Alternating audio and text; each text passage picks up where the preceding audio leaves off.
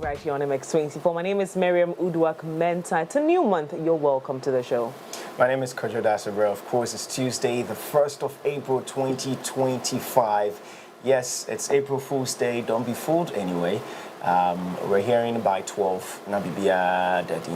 So you cannot fool anybody after 12. So yeah, take note. Did you know? No.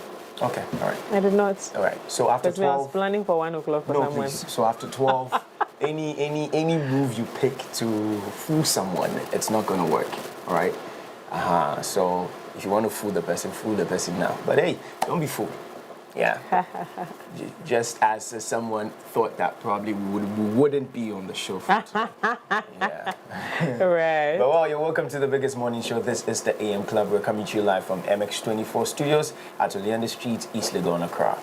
Our mission is simple. It's to amplify, inform, and inspire with a fun, fearless, and fact-driven on-air experience. Yes, we kick off with some inspiration. We get to inspire ourselves. The hashtag is My Daily Dose of Vim, inspiring way to start your morning. Then after that, we dive straight into Coffee Daily. We break everything that has been trending for the past 24 hours, including your holidays.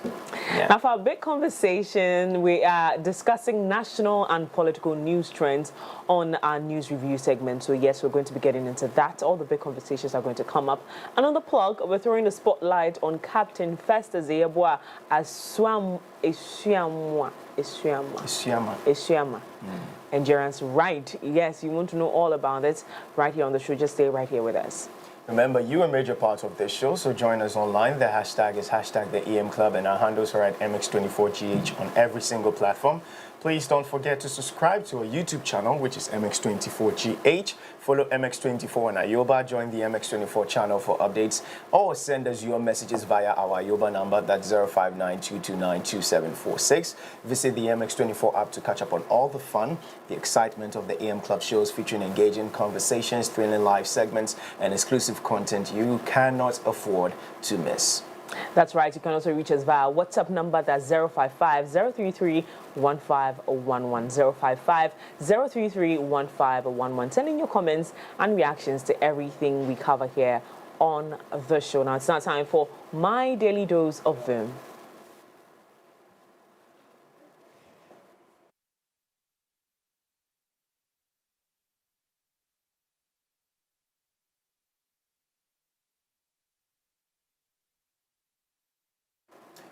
All right, so it's time for My Daily Dose of Vim, and with DDOV, we get to some inspiration by amazing people. Their hard work, their great contributions, their selfless sacrifices have left that lasting impact on us, and we cannot do away with that. So let's get into it. Right. So today we're looking at Emmanuel Day. To me, is one of the two pioneers of the motivational speaking industry in Ghana, and has developed into one of the nation's foremost authorities in unearthing and tapping into human potential.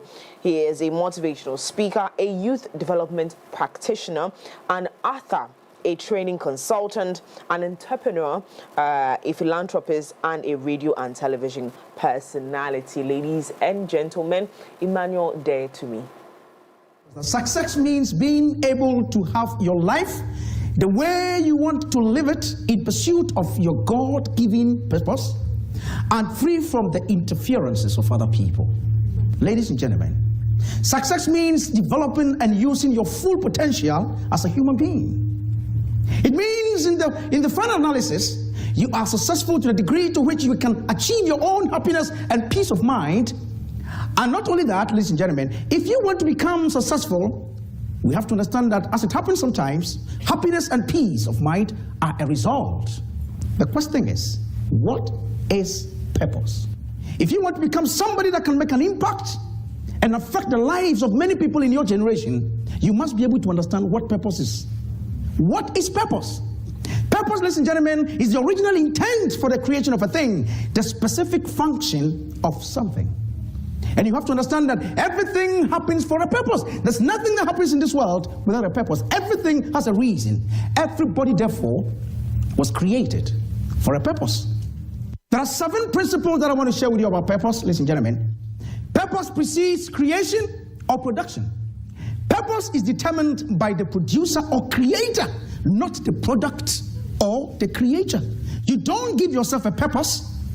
It is the one who made you that gives you a purpose. That means that before you were brought into this world, the creator, the God that made you, had already designed that which you're supposed to perform. That is what we call purpose. You don't decide your purpose, you discover it. Purpose determines your potential. In other words, God gives you an ability, God gives you power, God shows you the things that you must accomplish, but without you understanding why God made you, that fulfillment certainly can never become a reality. Okay, so that's coming in from Emmanuel Day to me. That's a very, very, very old one. I saw people wearing T-shirts with one touch. What was that? You don't know one touch? No. Hey, anyway, Gen Z. You don't know one touch? Hey! It was restaurant. Perfect Touch is restaurant. Perfect Touch. One touch. One touch. Okay, do you remember Ariba? Oh, yeah. Aha. So if I say one touch was Vodafone. Was it? Yeah. So they sold Ghana Telecom one touch, huh? Ghana Telecom one touch. Anyway. And then two Vodafone. I know. Even me, I even know the transition. Okay, that's fine. Anyways, so yeah. Purpose.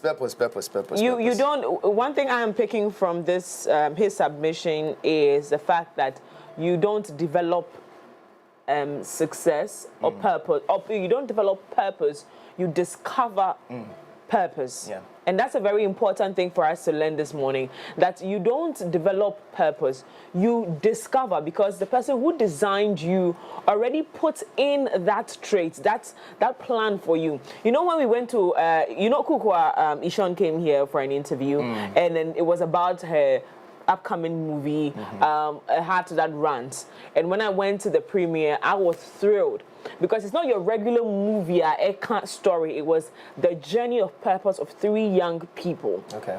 Discovering what God has already decided for them to do on this earth. Okay. But it took them years to find out what exactly God wanted them to do. And their story was incredible. One thing I heard that touched me and taught me a lesson, I left the place fulfilled, knowing that just knowing God, who is the actual architect of my life, is enough confidence that I will live a very purposeful life. You know why?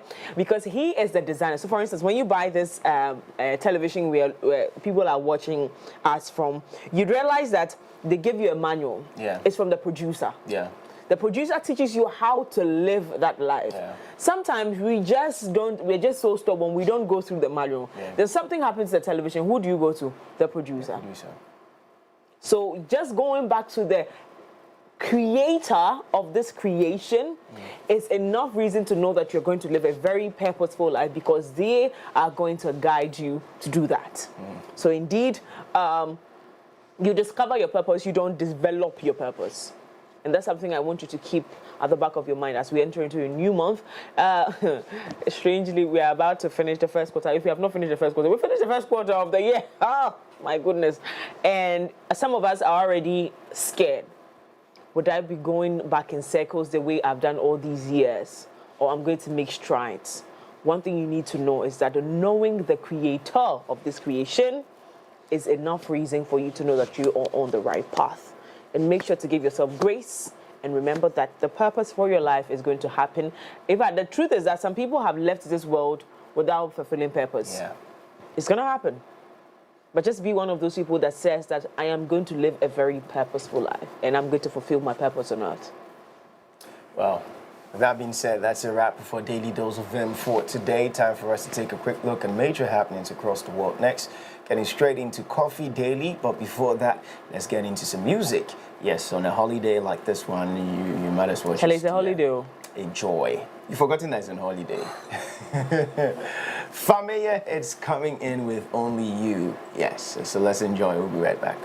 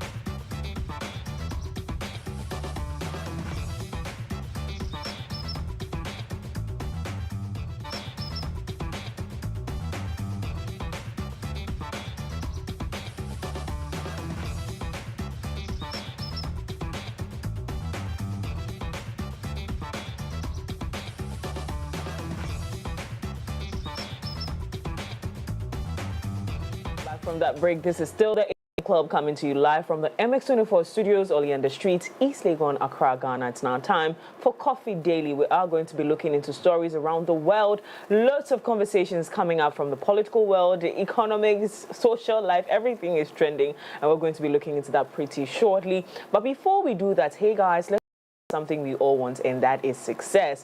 Everybody wants it, everybody dreams of it. We all aspire to succeed and make a mark in life. We push ourselves to excel, enduring challenges along the way just to be successful. Charlie, when work gets tough, and I bet it will, you need that extra boost to keep pushing forward. And on those days where you need somebody to be there for you, Cowbell Coffee will be by your side.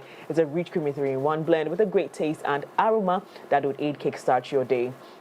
So whether you're working or just creating beautiful memories with friends and loved ones, Cowbell Coffee will be by your side every single moment. So no matter where you're at, as you chase after those goals, keep Cowbell Coffee close to stay motivated and going. Remember, Cowbell Coffee is with you every single moment. And our very own presidential candidate who just lost an election. Did we lose? Did you not lose? Technically, we did not. Technically? On the ballot paper, we did. But what happened then? In reality, we did not. In spirit, we won. Oh, my brother, that's how every political party that has lost an election. Kojo was teasing me yesterday that, you know what, we lost after our pound. But we did not lose. The Ghanaian representative in Unimark decided to give it to, what's the name of that party again? I've forgotten the name of that. Can you imagine? I do not know the party that won. They decided to give them the chance to rule Ghana. And I'm telling them that if they gave us the chance, we would have given them change now. Because the other party was saying they wanted change, but they didn't state when. We wanted change now. So if they gave us the mandate on Thursday, they would have smelled change that night. Like that very night. That very night, Ghana would have seen a whole. Yeah, it's unfortunate. You are a very, very proud, sour loser. That's what you are. But you're welcome. How are you doing? I'm good. Finally. After your very long weeks preparation towards your elections as the presidential candidate for PPP. Oh my goodness. I was on campus. Yeah. I was just about to say I was the chauffeur for the presidential candidate for PPP. Okay? So y'all put some respect on my name. You drove him? Yes, I did. Proudly. You drove him and lost. Still. Charlie, you did something. I passed by. Okay. I didn't enter. I was just around the corner, so I saw everything that was happening. Oh no, it was real stuff happening. But why don't they channel this to, let's say, when it comes to the SRC? Because when it comes to the SRC, we don't see the. I think this, because it was like a class. It's a class project. Yes, yeah. So it was like people are more excited about. You want a class to win. In as much as you want a class to win, it is your marks you're fighting for. Yeah. It is your A you want. Yeah. SRC, whether we still there. And by the way, a lot of people like to complain about SRC by the way, yes. It's almost as if once they get there, just like we have experienced so many years in this country, once the president gets there, then they forget everything. Everybody, grassroots members can go and now sleep. But anyway, there's quite a number of things happening in the news. Tell us about it. So, let's first of all start off with the celebration, the Eid al-Fitr celebration. President John Dramani Mahama yesterday joined the Muslim community at the Black Star Square to celebrate, the whole Eid al-Fitr celebration. And as part of his campaign promise, he said that the Muslim holidays are going to enjoy an additional holiday. That's why today is a holiday. Today is a holiday, and he's called for lasting peace in Boko. And we know that since his tenure in office, he's been calling for peace in Boko, saying that, once there's unrest in some part of the country, it could find a way of fermenting in other parts of the country. So he's calling on traditional leaders and political leaders who are from the northern region to put their heads together to help mitigate and find some lasting peace in Baku. And then yesterday as well, a lot of people were asking where Dr. Bawumia was after the elections. Why? Because he's gone like shush for a very long time. He has not. People are just looking for a reason to pick him on the man. Last week he was in Edum. Edum, yes. At the PZ that building. was until last week. But what do you want to people? Oh. What do you want from Dr. Mahmoud Bawumia? In Bawumia, the digital conversation. What should he do for you? After still want 8 the years, lectures. after being in government for so long, he needs rest. Allow. Okay. Well, you. he also shared some blessings with the Ghanaian people, his 8 blessings with the Ghanaian people. A lot of people were happy about it because, like I said, they haven't seen him in a while, they haven't heard from him in a while, and then he came speak about it. Away from that, the Speaker of Parliament, before Parliament went on an indefinite recess, he said something that there was going to be the introduction of some awards, and then the Vulture Award. I don't know if you heard this. Now, the Vulture Award is quite interesting. Why? Because he says that award is going to be given to persons who are caught in the helm of corruption and corruption-related offenses. So it's more or less like a name and shame award. Exactly. I love this Speaker of Parliament, y'all. I love this man because he knows how to chop his position. Right. Like, the man just understands leadership. Yeah. Like, whatever you do, I'm going to make sure that people are not going to go scot-free. I want him to also introduce some name and shaming for people, members of Parliament who don't come to Parliament. I think that one, it is on the onus of the leader of the caucus. Yeah. Or the whip, right. I think it's the whip. Bro. I think it's the whip. I think that these leaders protect their people. Right. Because, you know, if you're leading a team that is inconsistent, that is not punctual, right, you're technically failing. Okay. Right? So they would never put their people on the line. I mean, unless, of course, they have like so much integrity and they would like to protect themselves or protect their integrity, so they would name and shame. This is a Speaker of Parliament's business. Anyways, away from Parliament, yes, your own darling Kweku Trump. There's a conversation around Donald Trump. Yeah. Why? Because he was asked a question in an interview about the possibility of a 3rd term for him. And he says, you know what? It is not a joke. Yeah. He's heard that people want him to go for a 3rd term, and it's not a joke. He might consider it in as much as the U.S. Constitution prevents it. So there's a conversation about the 3rd gospel according to Kweku Trump.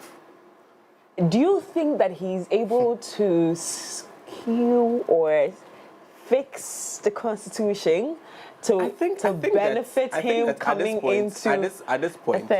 There's nothing bigger than Trump. I'm telling you. There's nothing bigger than Trump in a sense that he could effect changes to the 22nd Amendment in the U.S. Constitution, and then, you know what? Because it is, like I said, it's in the Constitution. Yeah.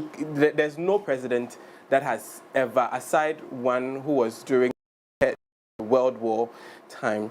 His was of the world, but that was why it was extended. Aside that, Bill Clinton, Barack Obama, George Walker Bush, and the others have all done 2 terms. But then there's also a conversation about that same amendment that says that, you know what, you cannot become a president through election for a 3rd term. But it doesn't say anything about succession.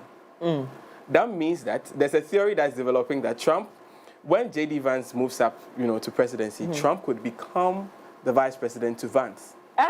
Then once Vance is sworn in, then Vance, you know, abdicates for Trump to come in. So that is the only way for now. That's the only working theory that Trump could become president. And it's nothing they cannot do. Exactly. Exactly. And he says that it is workable. It is something they can do. And he said he wasn't joking when you know this whole conversation started. So Trump doesn't joke. There's a possibility of it, but people are really not happy about that conversation. And it is interesting how some Republicans are not in support of it. But we have to see what happens in the U.S. Anywho, let's get into our stories and start off with Ghana and the president. As President John Dramani Mahama has urged residents of Boko and the Upper East region to embrace peace as they celebrate Ramadan. Now, speaking at the Eid al-Fitr celebration organized by the National Chief Imam at the Black Star Square in Accra, he emphasized that the holy month of Ramadan is a time for unity and reconciliation. Addressing the ongoing tensions in Boko, the president appealed to all factions to lay down their differences and work towards lasting peace. He reminded them that conflict only hinders progress and development, affecting the livelihood of innocent people. He is therefore calling on the religious and traditional leaders to meditate and mitigate and encourage dialogue among all parties involved. Now let's take a listen to the president. I must address a deeply troubling issue: the illegal construction of buildings in waterways, causing flooding and extensive destruction of property. As we know, the rains are about to start, and already we can see flooding because people have built and blocked the rivers, and so the rivers have nowhere to go but to back up. This reckless disregard for planning regulations and environmental safety is a major contributor to the devastating floods that continue to plague our communities. I'm aware of instances where private businesses, colluding with some chiefs, are turning water retention areas, Ramsaya sites, into built-up zones. Let me be clear, this must stop. Those structures will be pulled down. We will not allow a few selfish individuals to endanger the lives and livelihoods of countless others. The law will be enforced, and those who flout it will face the consequences. My brothers and sisters, building a better Ghana requires collective efforts and shared responsibility. That was President John Dramani Mahama speaking at the Eid al-Fitr celebration organized by the National Chief Imam in celebration of the Muslim Fest Eid al-Fitr, the long month celebration to mark the end of the Ramadan season. And he spoke about flooding, which has become a year-round canker or a year-round conversation we have. Why? Because immediately the rains come in, then flooding starts. Then the conversation becomes, what is government doing, or what are we as individuals doing? Or President says that all houses built in water areas or waterlogged areas, preventing the flow of water, will be pulled down. We hope to see the trajectory of this conversation. But now, in the celebration of Eid al-Fitr, former Vice President Dr. Mahmoud Bawumia has congratulated his fellow Muslims and also prayed for the country on the occasion of Eid al-Fitr. The celebration of the Eid by Muslims worldwide marks the successful completion of a month-long fast of Ramadan. In an Eid message on his social media account, Dr. Bawumia prayed to God to extend the blessing of Ramadan to all Ghanaians and the nation. The former president also urged his fellow Muslims to continue demonstrating their positive and supportive character to all and sundry. Let's walk you through the statement cited on the Vice President's page, and it reads, Eid Mubarak. On the blessed occasion of Eid al-Fitr, Hajia, Samira and I extend our warmest congratulations to fellow Muslims in Ghana and the whole world for a successful Ramadan.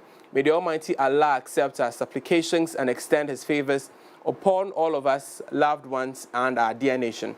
Let us continue to uphold the virtues of kindness we show during the holy month, especially to the poor and vulnerable members of our society. And as stated, signed by the former Vice President, Dr. Mahmoud Bawumia. Now let's still stay on this, but in education, as the Minister for Education has called on the management of schools in the country to allow students practice their religious faith without hindrances. Now, he said every child is entitled to the full benefit of their rights and freedoms guaranteed under the Constitution, and so is the child and the school. Now, those were statements from the Minister for Education, Haruna Idrisu. Now, the minister made this call when he joined the congregation of Ahmadiyya Muslim sect to observe the 2025 Eid al-Fitr prayers in Tamale on Monday, March 31, 2025. Now, his comments follow a statement on March 29th on Saturday, as the Ghana Muslim Students Association of Ghana, in a press statement, expressed their disappointment over the decision of the St. Rose's Senior High School in Akwetia in the Eastern region which deny the Muslim students in the school the opportunity to go home to observe the Eid al-Fitr celebration, despite a circular by the Ghana Education Service. Now, the Minister for Education is saying that schools should allow religious practices of students to be observed in these schools. We hope to see the trajectory of this conversation, especially the response from the St. Rose's Senior School on the back of these set of events. Away from that, let's zoom into Parliament, as in a bid to combat corruption and promote integrity, Speaker of Parliament Alban Bagbin has announced the establishment of the National Vultures Award, an initiative aimed at exposing and shaming corrupt officials in the country. Now, speaking before Parliament was adjourned indefinitely, the Speaker of Parliament emphasized the importance of integrity in governance and society. He outlined plans for a National Integrity Award to recognize individuals who have demonstrated exceptional ethical conduct and transparency. However, in addition to rewarding integrity, the initiative will also hold accountable those who fail to uphold ethical standards. Let's take a listen to him on the floor of Parliament.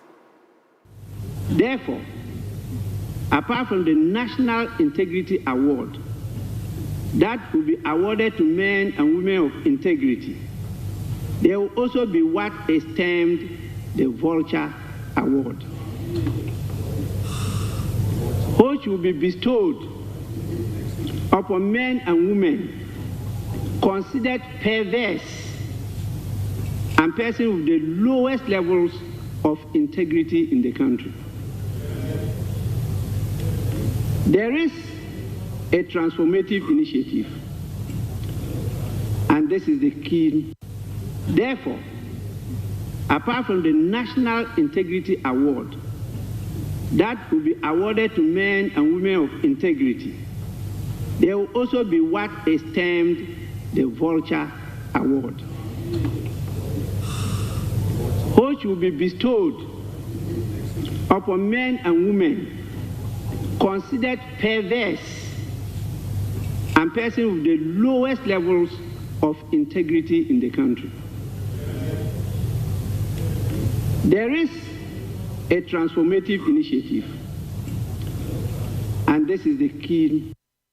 Now, that was the Speaker of Parliament speaking about the Vultures Award that would, name and shame some officials who do not uphold to ethical standards on the floor of Parliament. Now, he made this during the final sitting of Parliament, as in the first session of the final sitting of Parliament, as Parliament has been adjourned indefinitely. We will bring you updates with regards to what the response of the members of the House will be on this particular issue, especially as this administration hopes to curb corruption and corruption-related offences.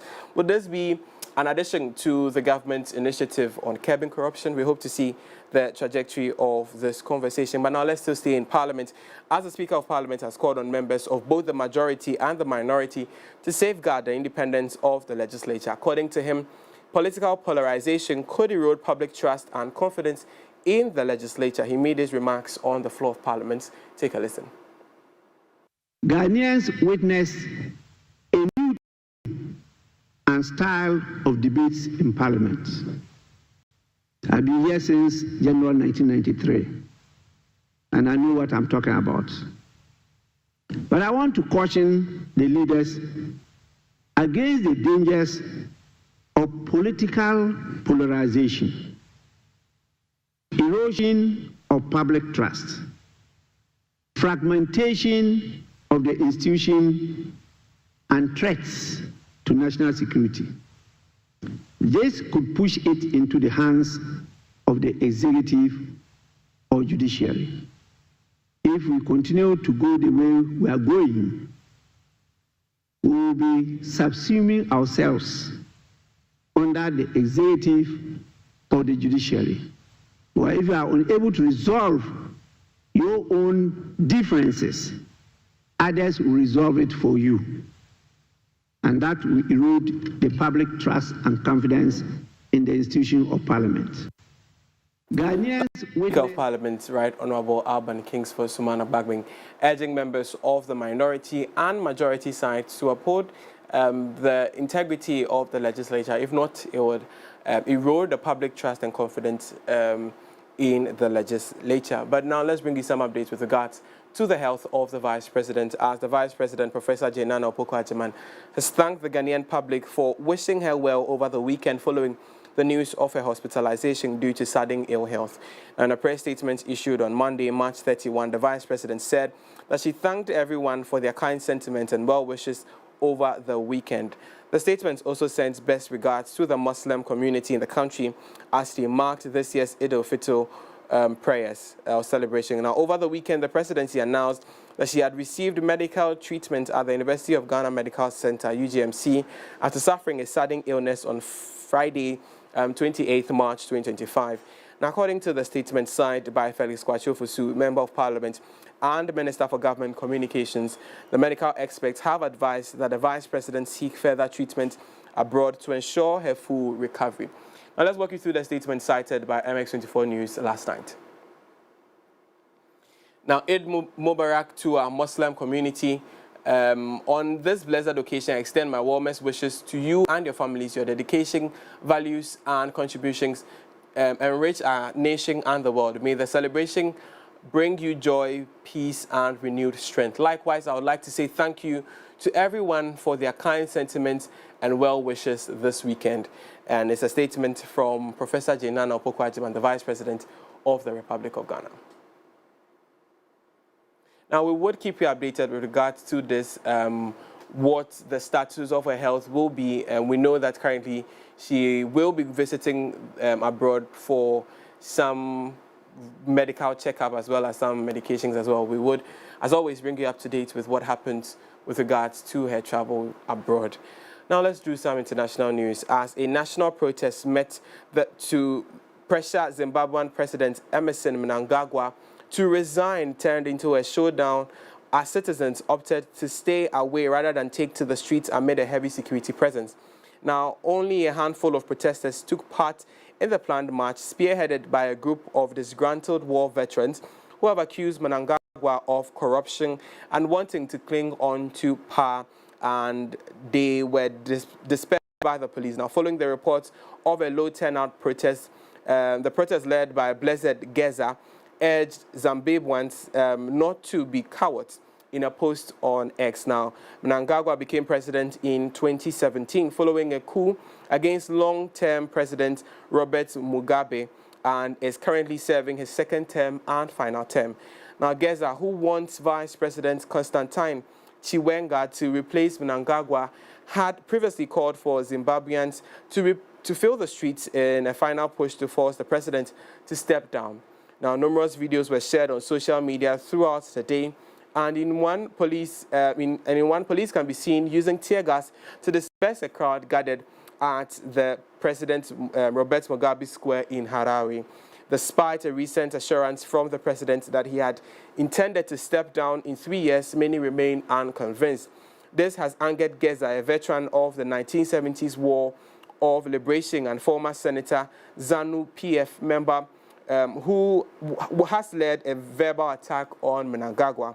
Now, in a series of often explicit lender press conferences, gritty voice and with a front forehead, he repeatedly called on the 82-year-old president to go or face being removed. And on your screens are some pictures from the protest in Zimbabwe, where you can see Zimbabweans registering their displeasure. Right there is the police sort of using clubs to disperse the crowd.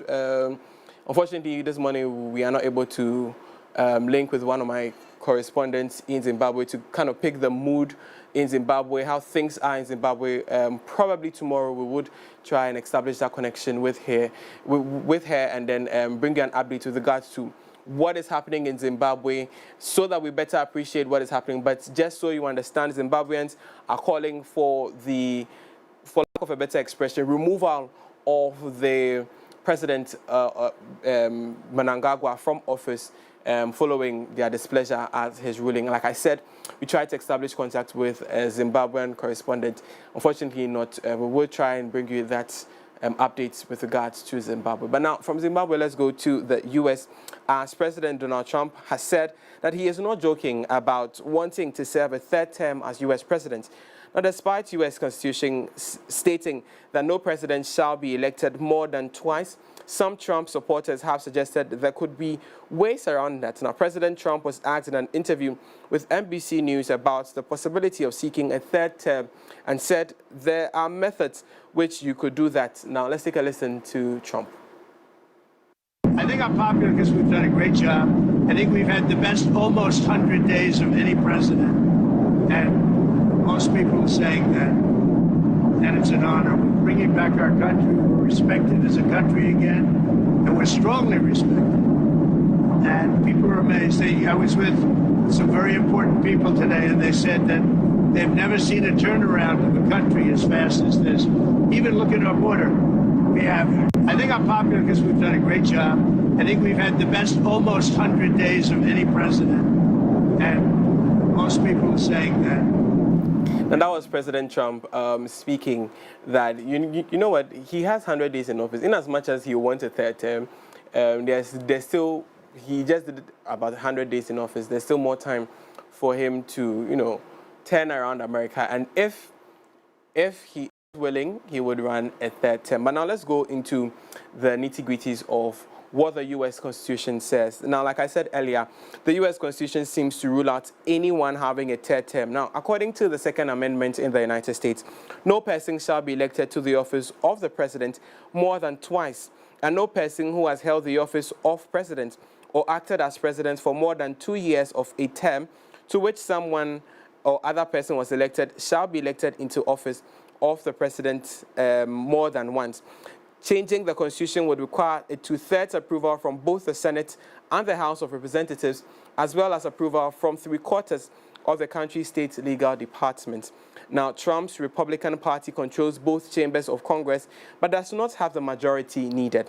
Additionally, the Democratic Party controls 18 out of 50 state legislatures. Now, how would Trump become president? And that is the big question. Now, Trump supporters say there is a loophole in the Constitution untested in court. They argue that the 22nd Amendment only explicitly bans someone from being elected to more than 2 presidential terms and says nothing about succession. Now, under this theory, Trump could be vice president to running mate and vice presidential candidate, now Vice President J.D. Vance, in the 2028 election. Now, if they win, the candidate could be sworn in, that's J.D. Vance, could be sworn in to the White House and then immediately resign as president, letting Trump take over by succession. Now, a Tennessee Republican in the House of Representatives introduced a resolution in January calling for a constitutional amendment to allow a president to serve up to 3 terms as long as they are not consecutive. Now, this will mean that only Trump, of all former serving presidents, will be eligible. That's Barack Obama, Bill Clinton, and George Walker Bush all served consecutive terms, whereas Trump won in 2016, he lost in 2020, and won again in 2024. Now, the big question is, has anyone served more than 2 terms? Well, Franklin Roosevelt was elected 4 times. He died 3 months into his 4th term in April 1945. Now, the Great Depression and the Second World War colored Roosevelt's time in office and are often cited for his extended presidency. As at the time, the 2-term limit on U.S. presidents had not been withdrawn or had not written into law. It was instead a custom followed by George Walker Bush, who refused a 3rd term in 1978. Now, the big question is, what would Trump do? Is he willing to serve as vice president to J.D. Vance? That's if the theory is workable. That is, you know, finding loopholes. And then right now, the only loophole is succession. That Trump can only serve a 3rd term if it is by succession. Or, unless Trump does his thing, I mean, not in any negative way, but unless Trump does his thing and, you know, amends the 22nd Amendment, and then he has a 3rd term in office. But it is a workable theory. It's a workable theory. Like he said, he has done almost 100 days in office, and he's done what, you know, what Napoleon couldn't do. What Napoleon couldn't do. So for me, I would not be surprised, but the entire focus should be the fact that if the leader is bringing some level of development, why not? For instance, we have Rwanda. The Rwandese keep choosing him. They just keep choosing him because, in their opinion, he's bringing some level of development that, like, is unprecedented. Like, no African country can boast of such. Right. So when you look at it holistically, it's to their benefits. The other time I saw on the news that, you know, some people were saying he's becoming an autocrat. I'm like, you see, unfortunately, and I hate to say this because I'm a young girl in Ghana, in Africa, and I don't want to be seen as nonchalant or just utterly disrespectful or just disregard, have a lot of disregard for the law. But the way we are as Africans, it looks like that's what works. Once we have a leader that is on our necks, making sure we have a country or we have, some level of development that, we usually might not get. Right. So for me, my opinion, maybe that level of democracy shouldn't be given to us yet. Okay. But yeah, of course. I mean, if Donald Trump is going to be doing things for the Americans that is going to help them, right? Of course, why not? Until he meets his maker, he can be president. I mean, who cares? but it shouldn't be from that level of, We do not learn as Africans. Right. We absolutely do not learn. So if somebody is going to stand on his grounds, and maybe it might look autocratic, at the end of the day, we are the ones going to be following the rules. Right. So if he says, he implements certain things and says, no, you're not going to be doing it this way, you're going to be doing it this way. Fair enough. I mean, I think that's what we know. Right. We are waiting for force to be applied before we go in a straight line.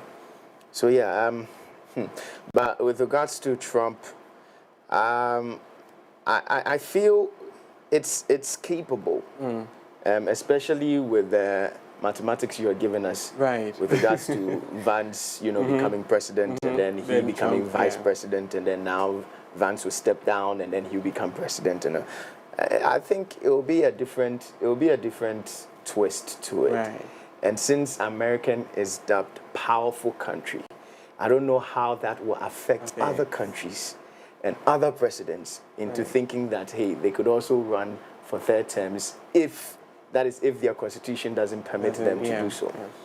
Yeah. In Ivory Coast, for instance, I'm hearing that it's something that it's not done, but it looks like Ouattara can do it, can actually run for a third term again. I think in most democratic countries, you can't go for it. Yes. No. So for him, it looks like he's done on 1-2-1-2. And speaking to people over there, some are saying that, well, they didn't see him doing what he's doing now. And so for the fact that he's been able to do what he's doing now, they might as well just even retain him as president. They want to. Right. You get it? Because whoever is going to be contesting against him, maybe if he's going to contest, it's quite young. But then they are like, well, we don't know this person, and we don't know whether this person would be able to, yeah.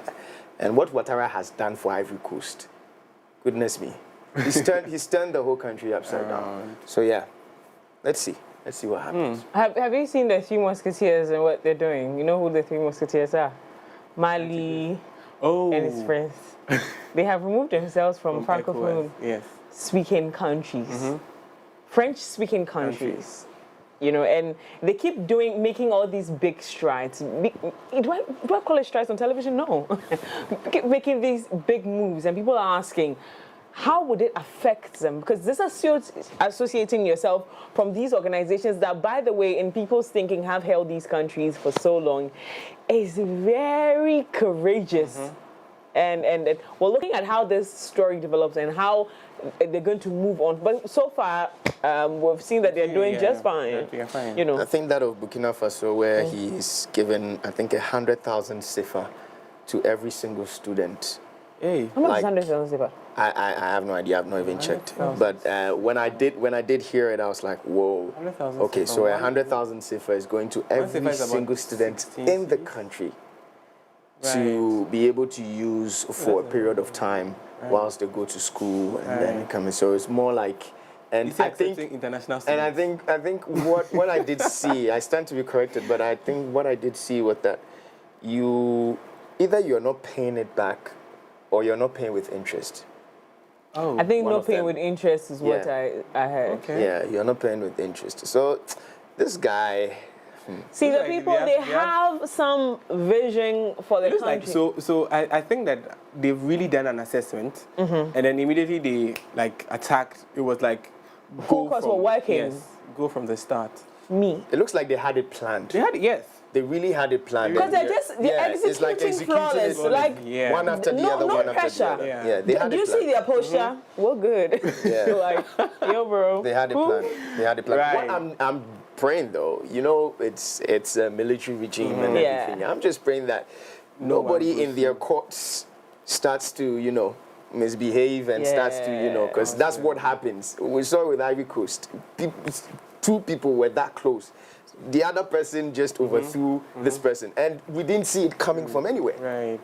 So it's, I mean, when these people are doing their things, it's dicey.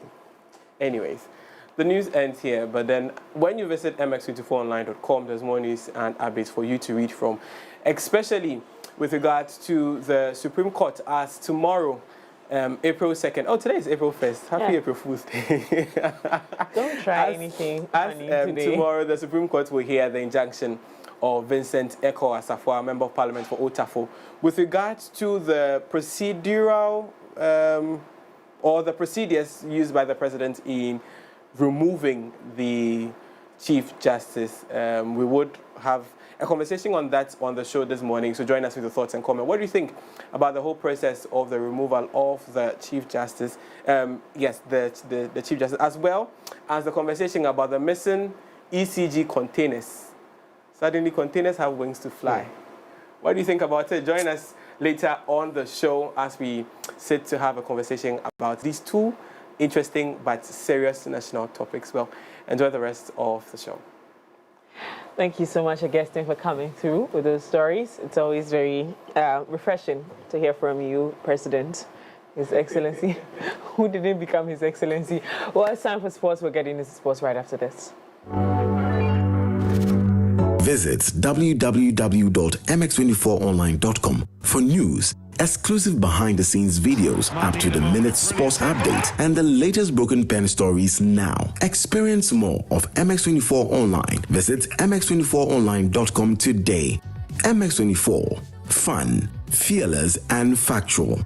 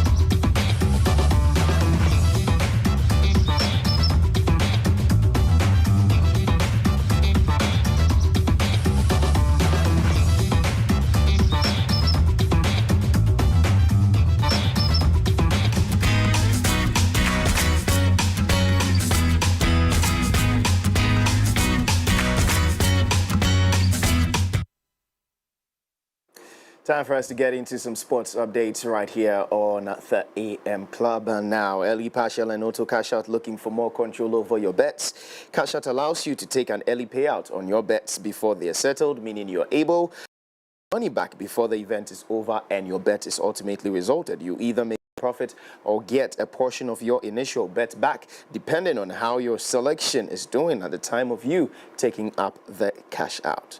Now to our first story. Ghana's Minister of Sports and Recreation, Honorable Kofi Idi Adams, has expressed condolence for the sudden death of Nigerian boxer Gabriel Oluwasegun Olarewaju. Oh my goodness, these names. Anyways, the veteran athlete passed on after a light heavyweight bout against Ghanaian boxer John Imbanugu. Honorable Adams expressed deep sadness and sympathy to Gabriel's family, friends, the Nigeria Boxing Board of Control, and the global boxing community. He pledged full cooperation with the Ghana Boxing Authority to investigate the incident and enhance athlete safety measures. This is coming off a very, very, very, very sad note. Mimi, do you see the video? Yeah. Yeah. It was very scary. Very scary. What? Yeah. Just a knockout, just, or then that's it. Off he goes, and that's it. This life is really fleeting, eh? Yeah, that's it. It's heartbreaking. Yeah, our heart goes out to the family. Yeah. Anyways, away from that, Manchester United head coach Ruben Amorim has provided an update on his squad ahead of this evening's game against Nottingham Forest. Now, Mason Mount returned to the squad at the King Power Stadium before the break as an unused substitute, and he could be in line for a first appearance since December, while Ruben's options have been further boosted by the return of 5 players to train last week, including defendants Harry Maguire, Luke Shaw, and Lenny Yoro. While Amorim admitted that Shaw is not prepared to make a comeback, he said Maguire and Yoro are available for the clash with the Premier League's third-placed side.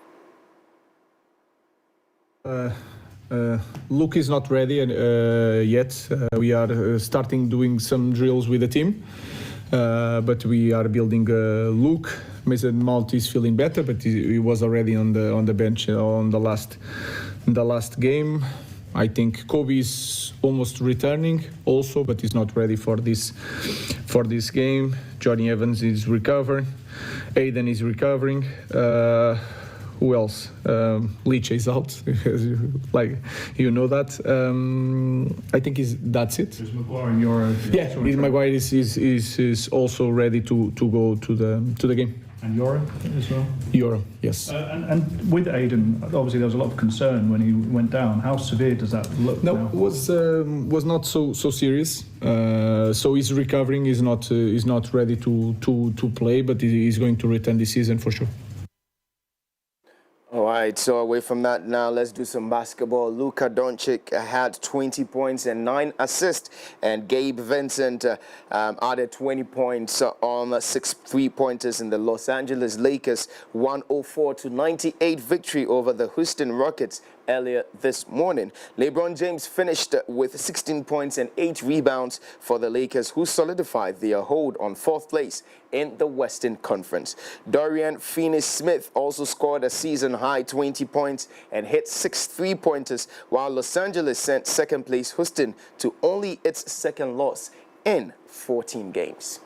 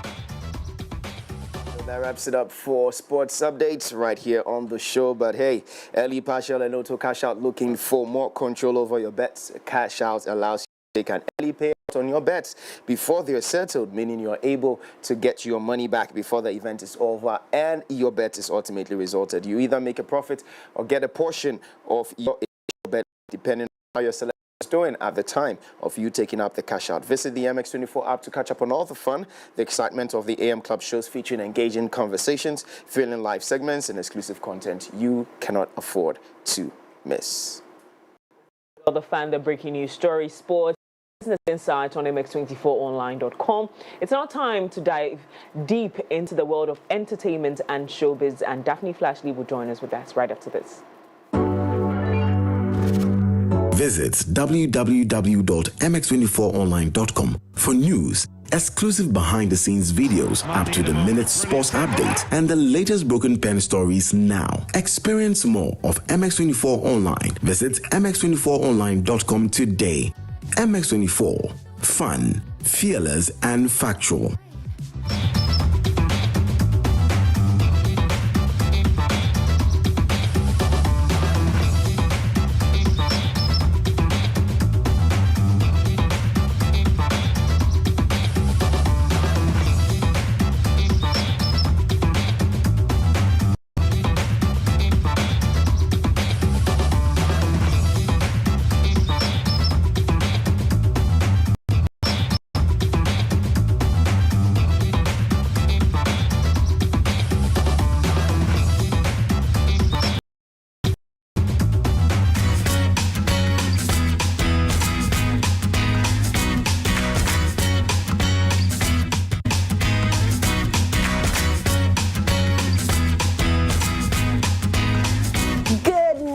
Ladies and gentlemen, and I'd like to specify to you that the Daphne Flashley has resumed. It's here, it's back like it never left, it's been revived, and it's doing better and amazing. And I came with the glow this morning as usual. You're welcome to Entertainment News segments right here on the AM Club, the biggest morning show right here. If you don't understand, go and argue with your paper.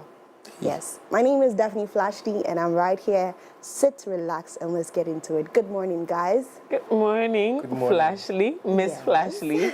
How are you doing? I'm fine, thank you. I think I look so pretty. I can't. Oh my God. I think you look cute. I think you're too excited for Tuesday morning. But please go for it.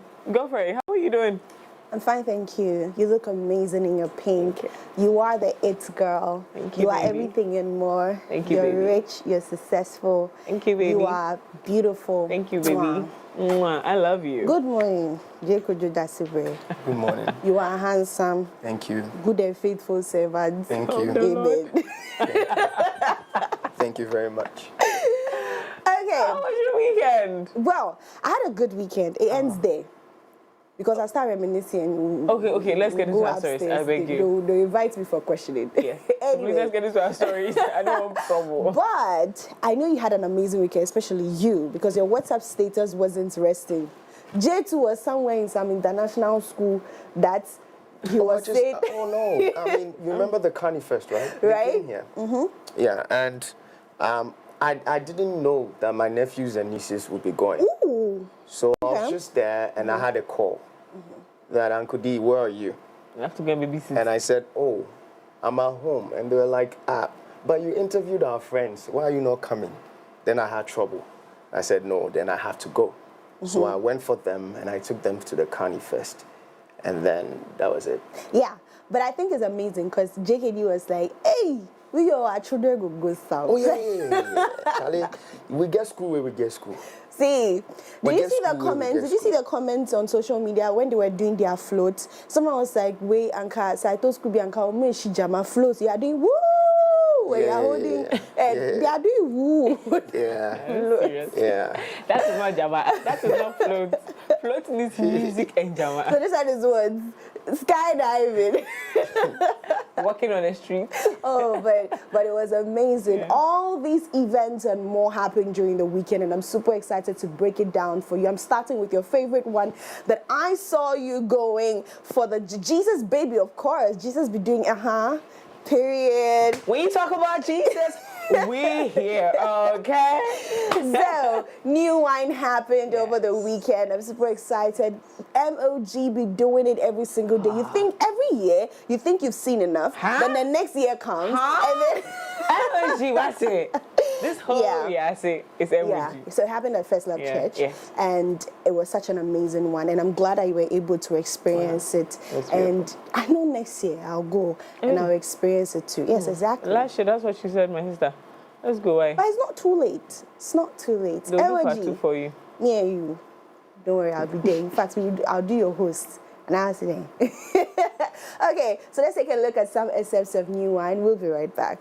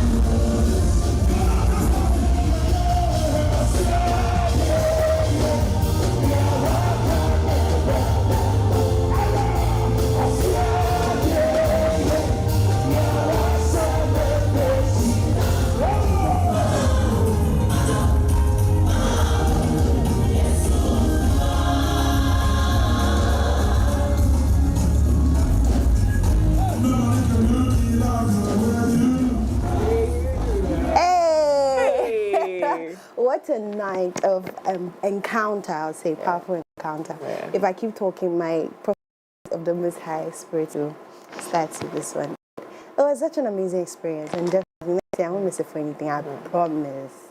I promise. For anything, and I mean anything, anything. I'll miss it for anything. And I mean, I'm glad you had an amazing time. JKD, next year, me and you, first row. You've not been to New Wine. You and I have never been to New Wine before, right? No. Together? No, we haven't. Next year, let's do that. Definitely. Let's do that. I think it's a beautiful experience. And we're wearing matching outfits. So. Are you the one going to buy the outfits for us? If you're going to buy because we need to make a statement. We need to let them know. I'm going to 4 o'clock. Yeah. But I think he said something before he continued to minister. He said something about the journey of the reason why he gave the theme back to the basics. Okay. Because this year's theme was back to the basics. Okay. And he said that one thing he had noticed was that the young people in the Christendom, especially, it's happening all around the world, but he was hoping that the Christian fraternity will not be affected. But he'd seen that we'll see people like Jometo, and he specifically mentioned Jometo, that Jometo is going all around the world. But what somebody is sitting down to do is to try to bring him down, try to destroy his name, and that's where people find joy. And when you go and look at them, they are young people who should be looking for what is Jometo doing right for me to go and, learn from him. Yeah.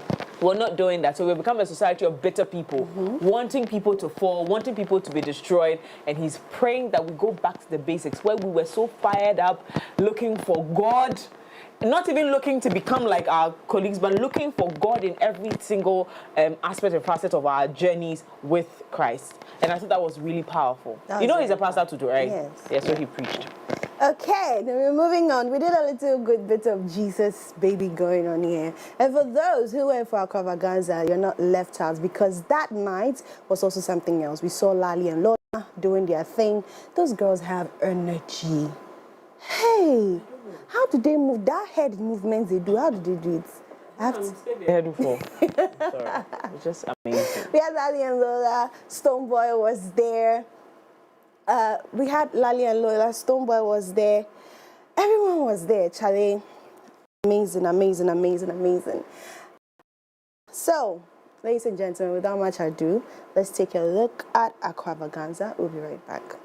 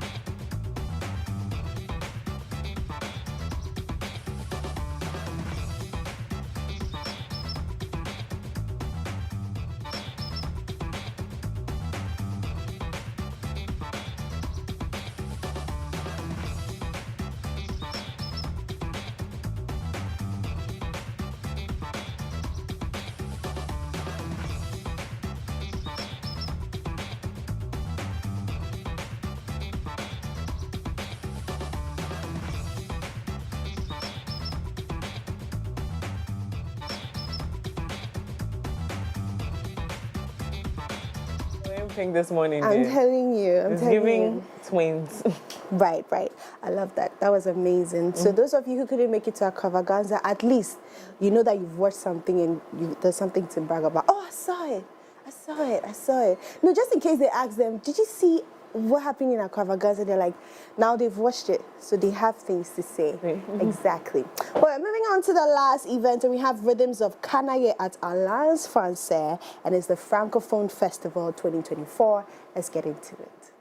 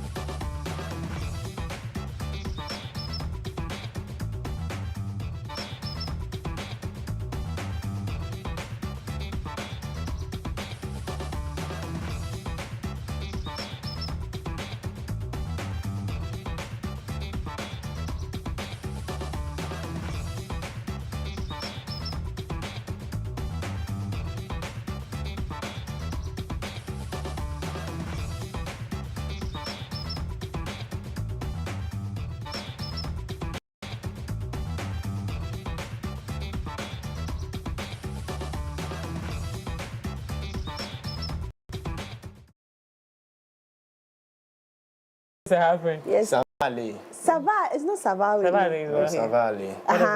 It will be Sava, well. let's go. It's It will be well, like Savali, like it will be well. It Or will it shall be well. Bibi fine. Oh. Something like that. Because it looks like you were bumping your head, you were enjoying it because you understand. We don't understand, don't worry. Oh, me, I understand in spirit. I have. You know how people have inner beauty, I have inner French. Inner French. That's nice. You see the way. No, continue. Or skills, she think? Or Oui, si. Jesus Christ. Si. Yeah, laughing. No, but did you understand what you just said? No. And there was nothing that you said. She said, je suis avant. That's what it's the way you do your mouth. When it comes to French, is the mouth. And then the posture. Yeah. Everybody knows you get it. You can be saying anything and then... all sort of nonsense, but the posture says it. Just Look at your eyes.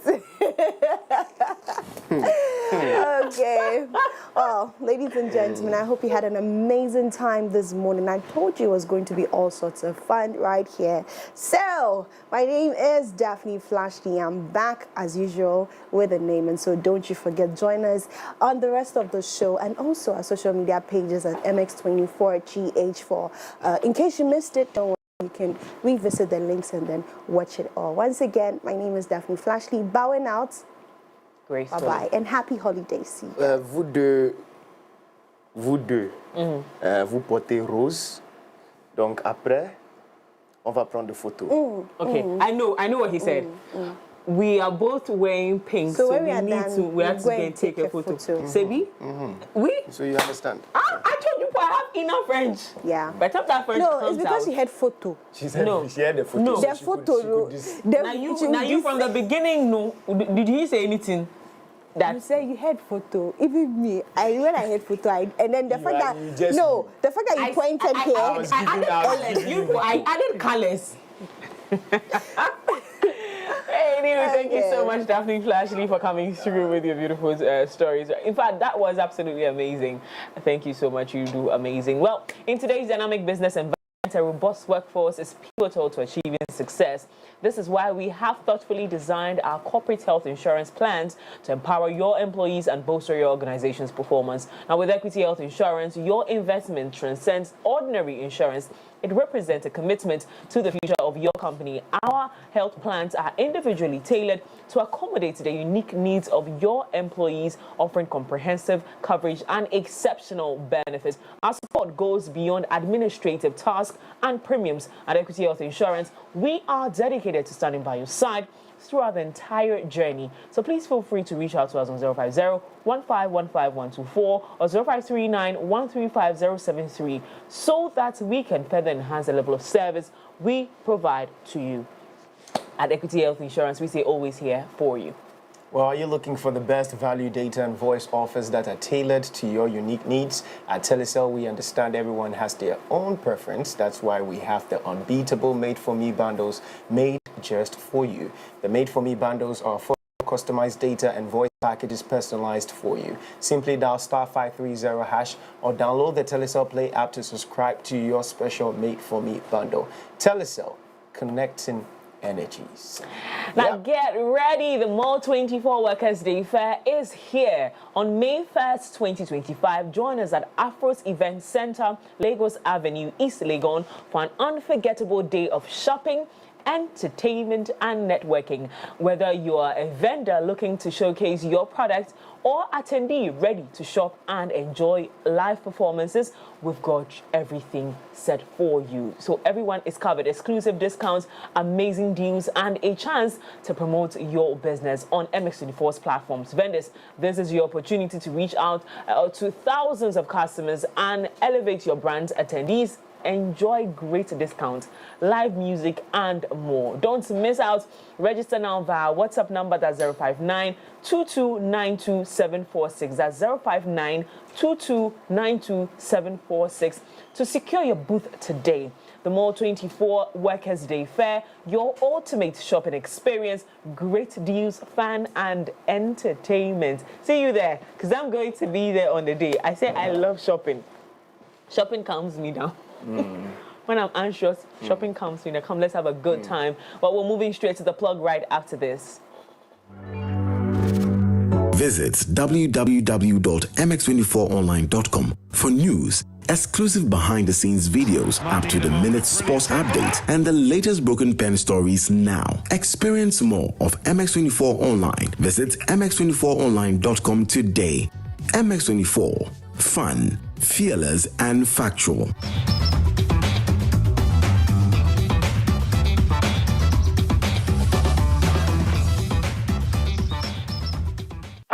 Every day is packed with its own surprises.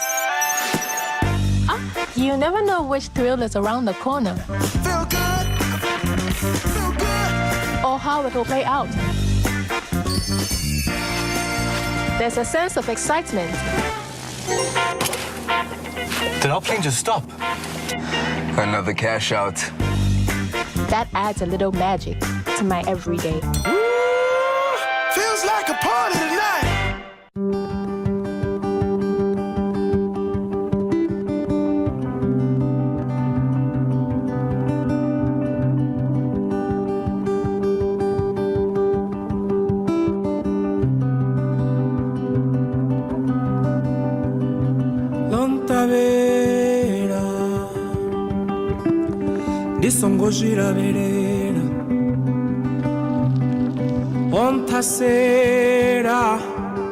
Michael has been exceptional, surpassed all his targets. Let's hear from this year's Staff of the Year.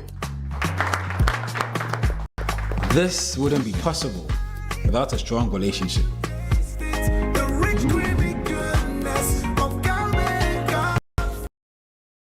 Through university.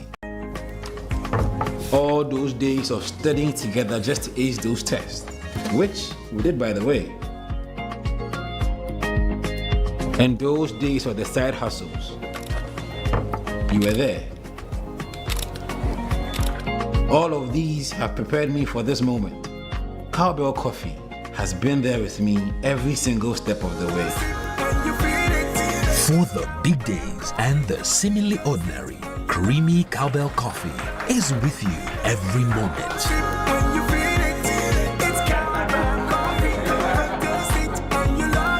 This advert is FDA approved.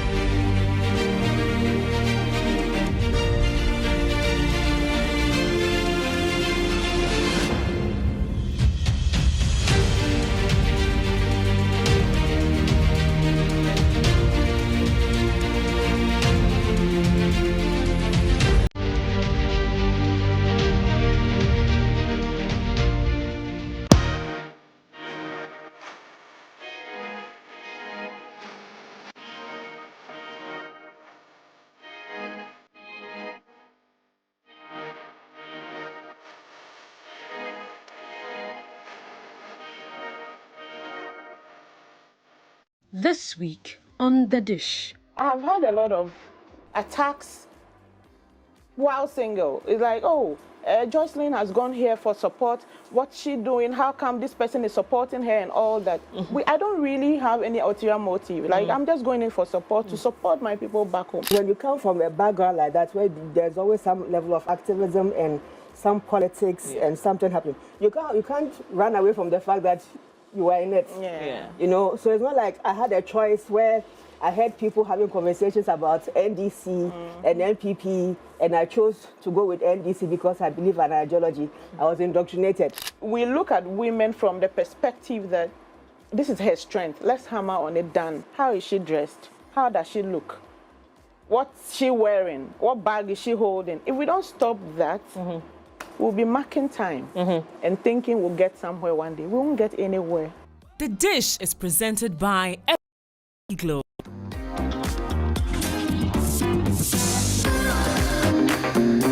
Welcome to a brand new season of VIP Access.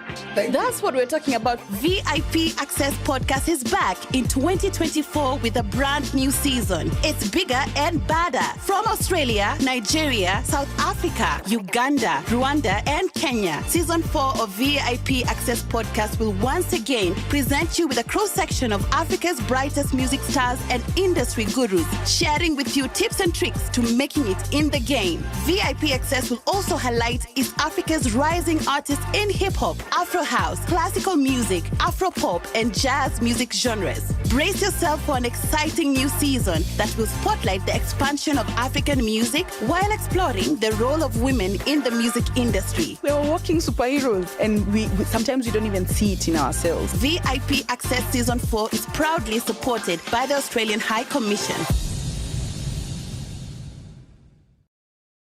Step into the world of fashion, where creativity meets innovation and beauty goes hand in hand with style. On Fashion Wednesday, we delve into the journeys of influential voices in the fashion and beauty industries here in Ghana. From emerging designers to seasoned professionals, we explore their stories, their crafts, and vision for fashion's future. Get the inside scoop on the latest trends, expert styling tips, and beauty hacks to elevate your look. Join me every week as we celebrate the art, the passion, and the people behind the scenes who make fashion more than what we just wear.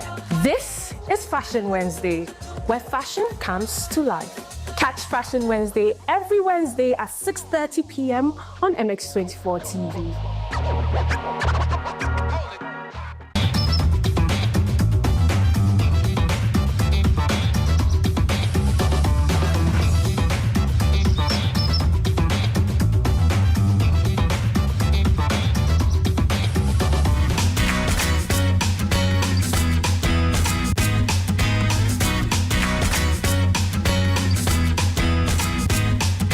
Hi there, welcome back to the show. This is the AM Club. Of course, it's a holiday edition right here. Brand new month. And I did say happy April Fool's Day to everybody. Don't be fooled though. Anyways, well, let's get into the plug. But before that, in an ever unpredictable life, the presence of adequate support in times of health-related uncertainties is pivotal. Now, in light of this, Equity Health Insurance presents the ABS policy aimed at providing much-needed reassurance through Equity Health Insurance's ABS policy. For a monthly sum as minimal as 15 Ghana cedis, beneficiaries can avail themselves up to 500 Ghana cedis financial support on any hospital admission. Now, the Equity ABS is meticulously crafted to furnish financial assistance for the duration of hospitalization, thus enabling individuals to concentrate on recuperation without the burden of escalating medical expenses. Waste no time in securing your future with Equity Health Insurance's ABS today. Contact us on 0503-860-381 or 0539-194-619 to commence enrollment today. Equity Health Insurance is always here for you. We've got good news coming in with Jibu Water. Staying refreshed has never been easier. Now, Jibu Water provides clean, healthy water you can trust as your go-to source for cooking and drinking. With options of our innovative 20-liter bottles that come with a tap and 18.9-liter bottles, your dispensers will have a breath of new life as our clean and hygienic Jibu water flows through them for your consumption. Whether you need a cool drink to quench your thirst or fresh cooking water to make your meal taste its best, Jibu water is the answer to your clean water needs. Order for your clean water now by calling us on 0209-845817 or visit our website at www.jibuco.com/GH for more information about our brand. Jibu Water, a better life. Well, let's get into the plug. We're throwing the spotlight on Captain Festus Yeboah Asuamah Endurance Ride. Now, joining us for the conversation is Captain Festus Yeboah Asuamah himself. He's a dedicated officer of the Ghana Army, serving as a signal officer with a strong background in computer engineering. He graduated from the Kwame Nkrumah University of Science and Technology, KNUST, in 2017 with a Bachelor of Science degree in Computer Engineering, commissioned into the Ghana Army in 2020. He has since played a vital role in military communications and technology. Beyond his professional studies, Captain Asuamah is a passionate person about physical training and actively engages in cycling, swimming, and running. He is an advocate for safe conditions for cyclists on our roads. Now, let's get into that. Good morning, sir. Good morning. Good to have you. Thank you. We can really see that you are fit. You are fit for the conversation. You are fit for it all. Okay. Tell us about this whole endurance ride. But first of all, I mean, I've given everybody the accolades about Captain, but how did you find yourself, away from being part of Ghana Army and then the passion into cycling especially, but I've seen others swimming, jogging, and the rest. How did you develop that passion for cycling in the first place? Okay, thank you very much for the question. So, as you rightly said, I'm a physically active person, even before the military. Because even in the military, before you have plans to join, you should have some level of physical fitness. Okay. So while I was growing up, I've been engaged actively in swimming, cycling. Yeah. Even when I was in school, university, bicycle was my main form of transportation. I see. Yes. On campus? On campus. Okay. Were you on campus or you were out and you were using the bike to come in? Yeah, so first year, second year, third year, I was on campus. Okay. Final year, I went to IDRC. Okay. I was still using bicycles. You still using bikes? And then I was also renting bicycles. Wow. You're renting bicycles to students? Yes. So it was a business too as well? Yeah. Hey, sharp. I like that. Yeah. Interesting. So, wow, so that developed the passion for cycling. I've been active since as far as GSS. Yeah. Sometimes I can even just, when I was in secondary school, weekends I can just take exit and I'll go and run. Wow. Instead of going home, I'll just take exit and go and run and then come back. Wow. So I like physical exercise. Yeah. Yeah. So that's where all these things came from. Yeah. All right. So the endurance ride, which is happening on the 5th of April 2025, we're cycling from Accra to Kumasi. Yes, please. In a day. In a day. How is that possible? It's possible because bicycles are actually a good form of transportation. They are fast if you are fit. So your level of fitness will determine whether it's possible or not.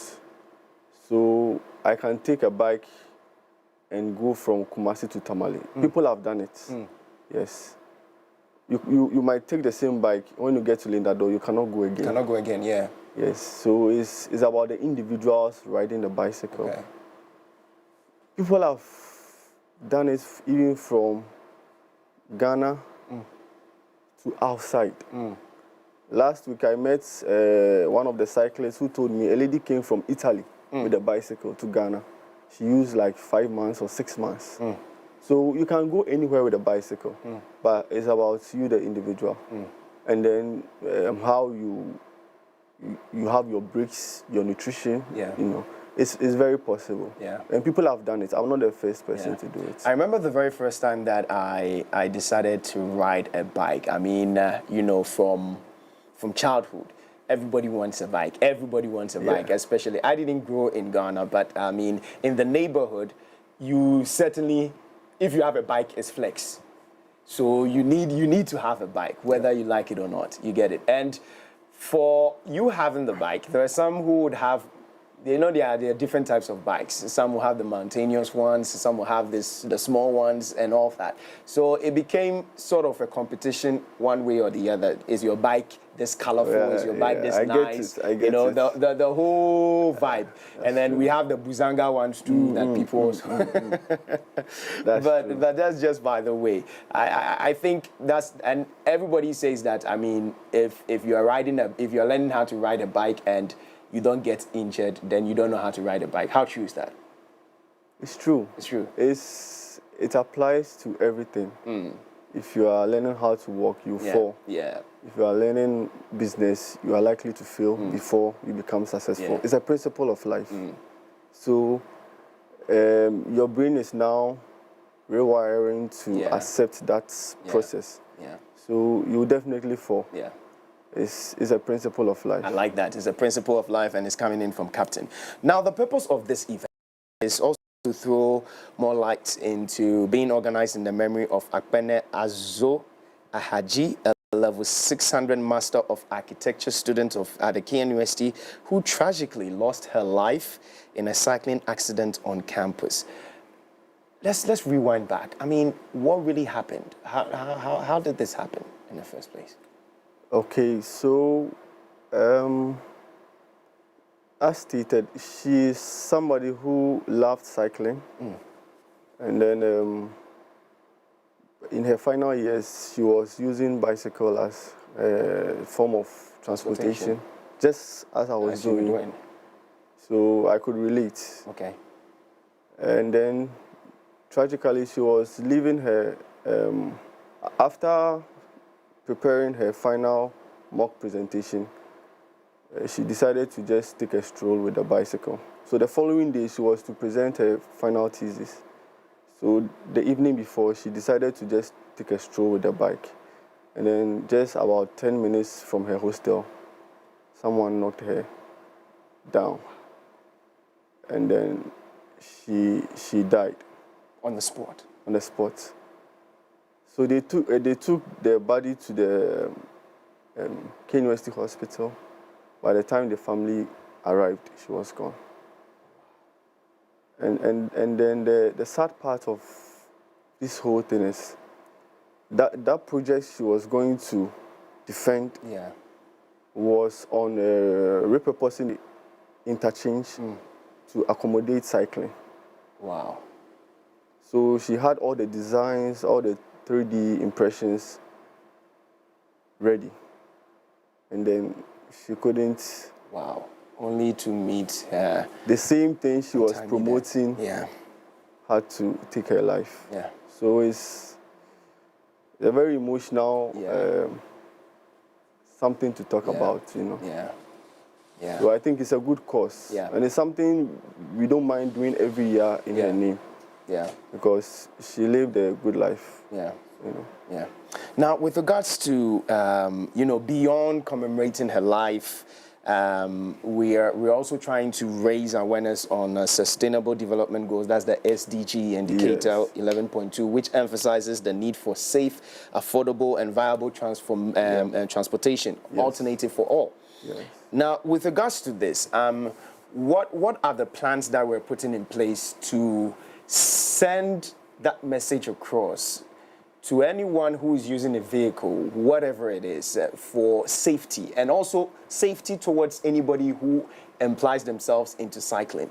What are the measures that we are going to be put in place, aside we cycling all the way to, from Accra to Kumasi? How are we going to send this message across to everyone? Okay, personally, there isn't much that can be done in terms of implementing it, but it starts from somewhere, which is awareness. Yeah. You ask yourself, how many people even pay attention to cyclists when they are driving, especially the drivers? Yeah. They don't even see us until maybe you cross their path or something. From a distance, they don't observe cyclists. So from our part, the least that we can do is to bring people's attention to the fact that we share the road with both the cars, the motors, and even pedestrians sometimes. So we are leveraging on social media.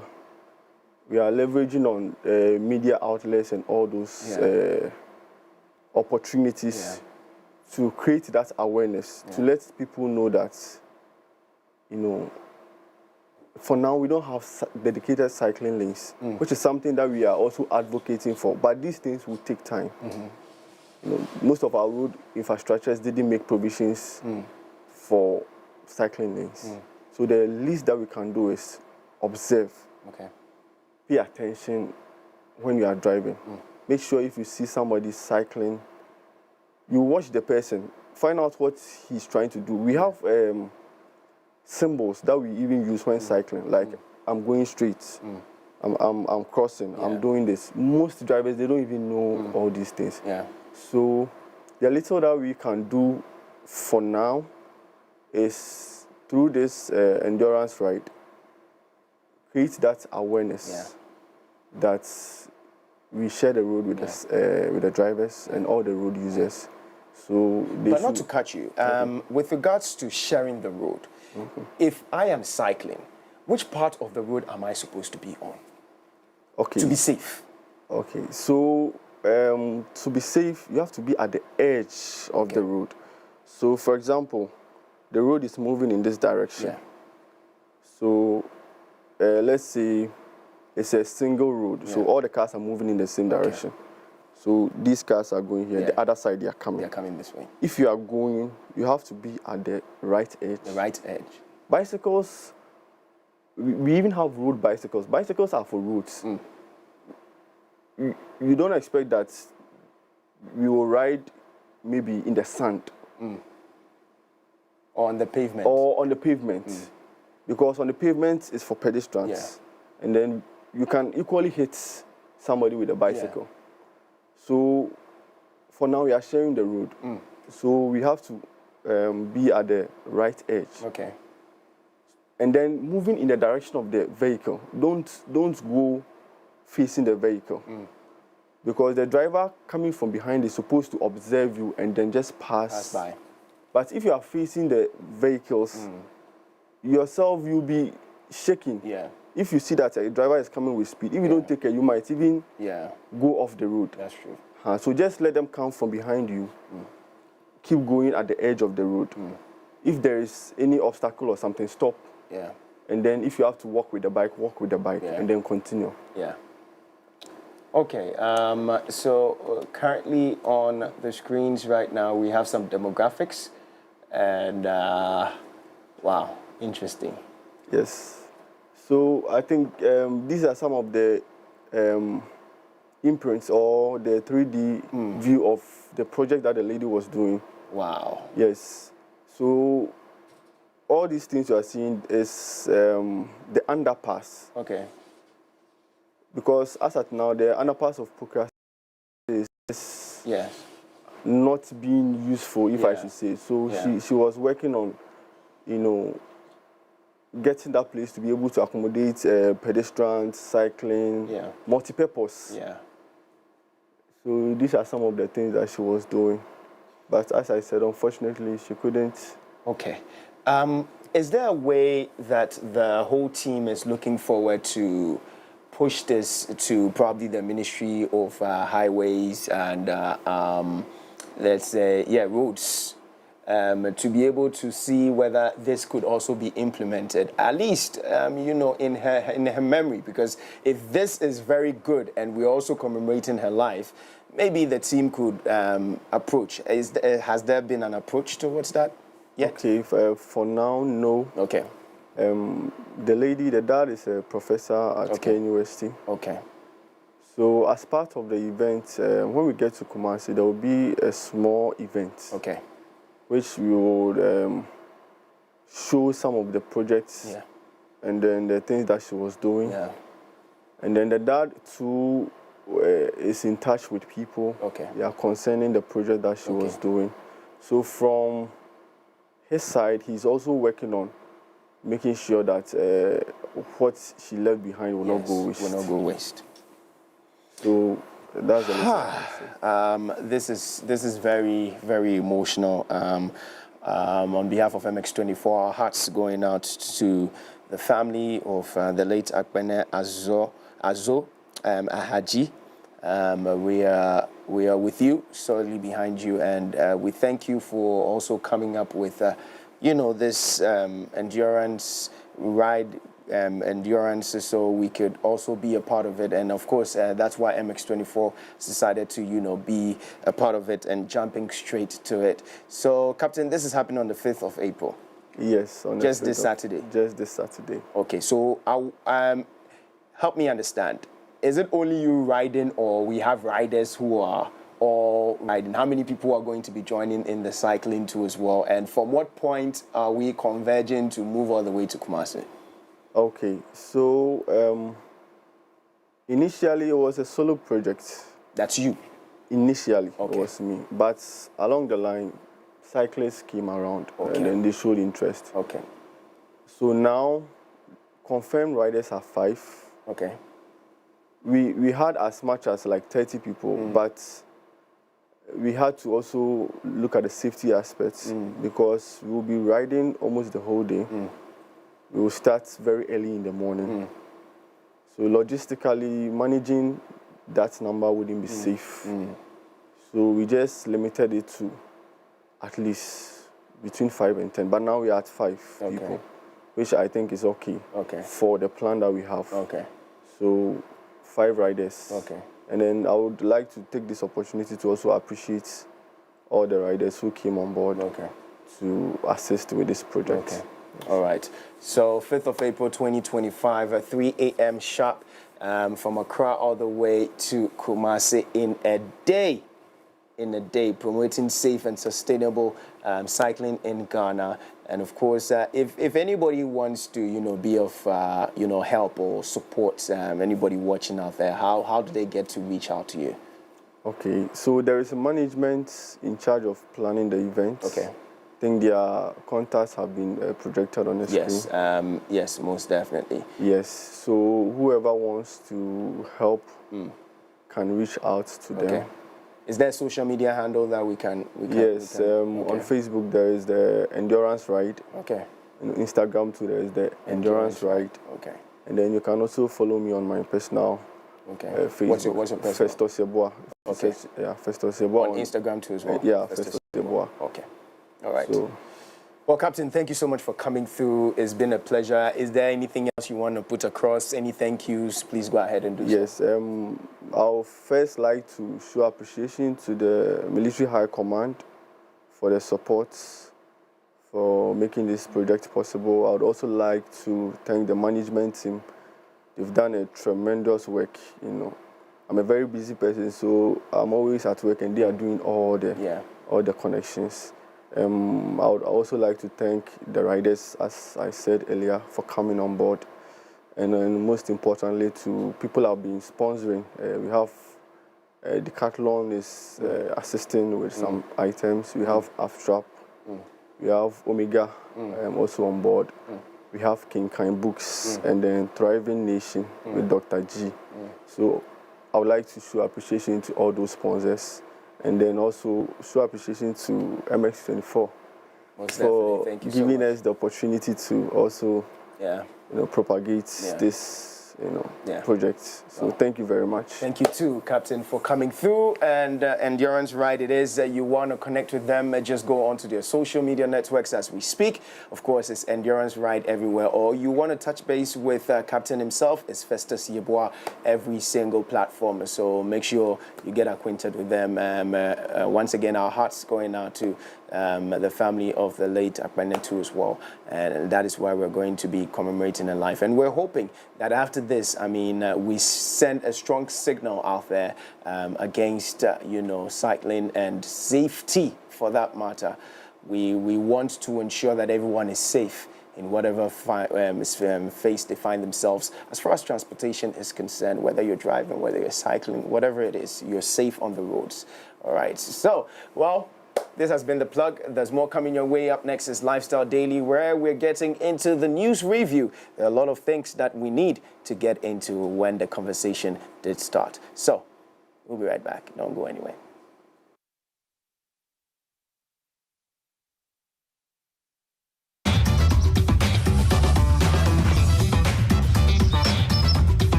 This is a call to you.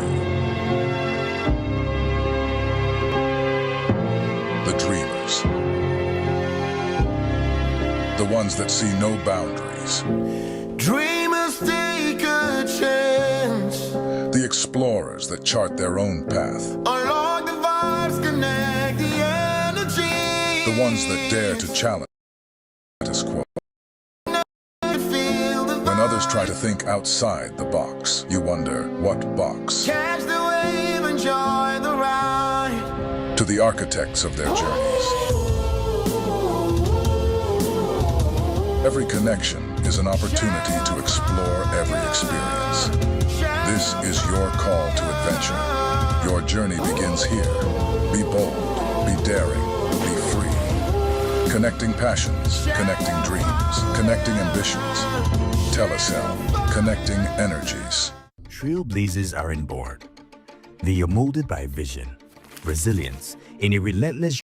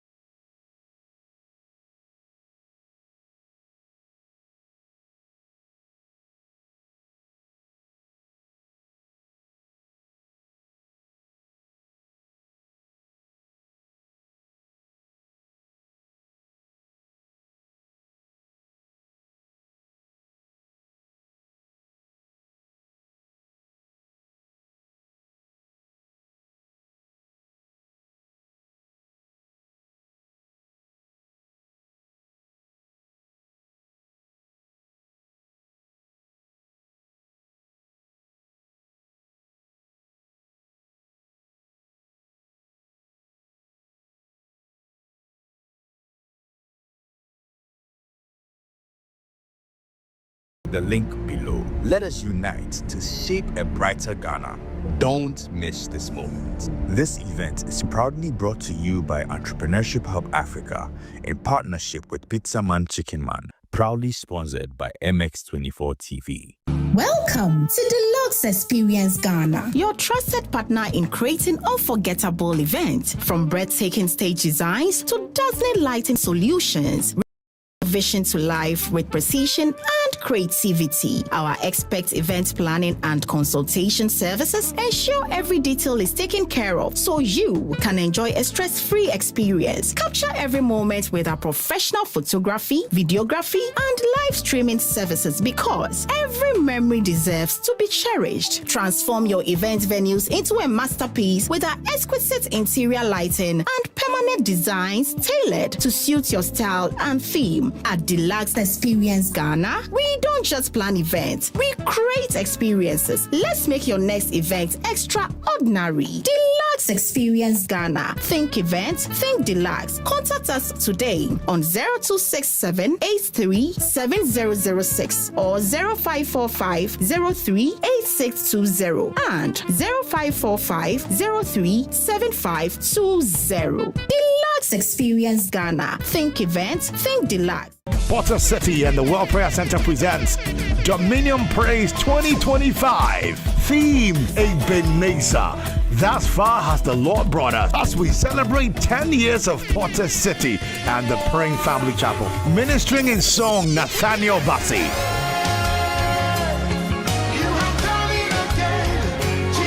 Dana Hamilton.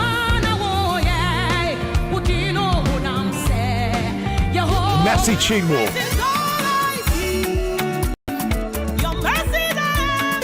Johnson Oyekan.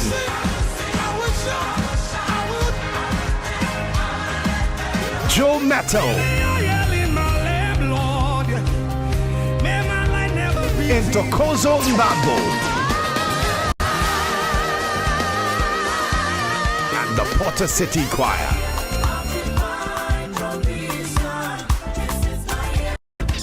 Your host is God Servant Nana Seyo Pukusako dear. The date is Sunday, the 13th of April, 2025.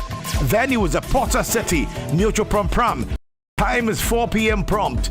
Entry is free. Come, let's celebrate the Lord for 10 years of his favor, grace, and common mercies.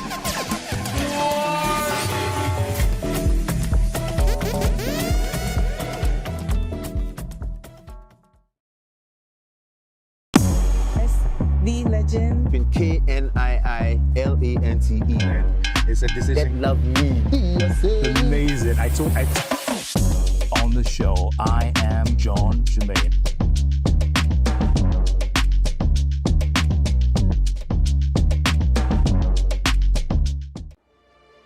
Drama, betrayal, faith, forbidden love. What would you do when life writes a chapter you didn't ask for? Every broken pen has a story to tell. Every story has a lesson to learn. But the question is, how do you fix it? The Broken Pen Show is back. Real stories, raw truths, and maybe, just maybe, the answers you've been looking for.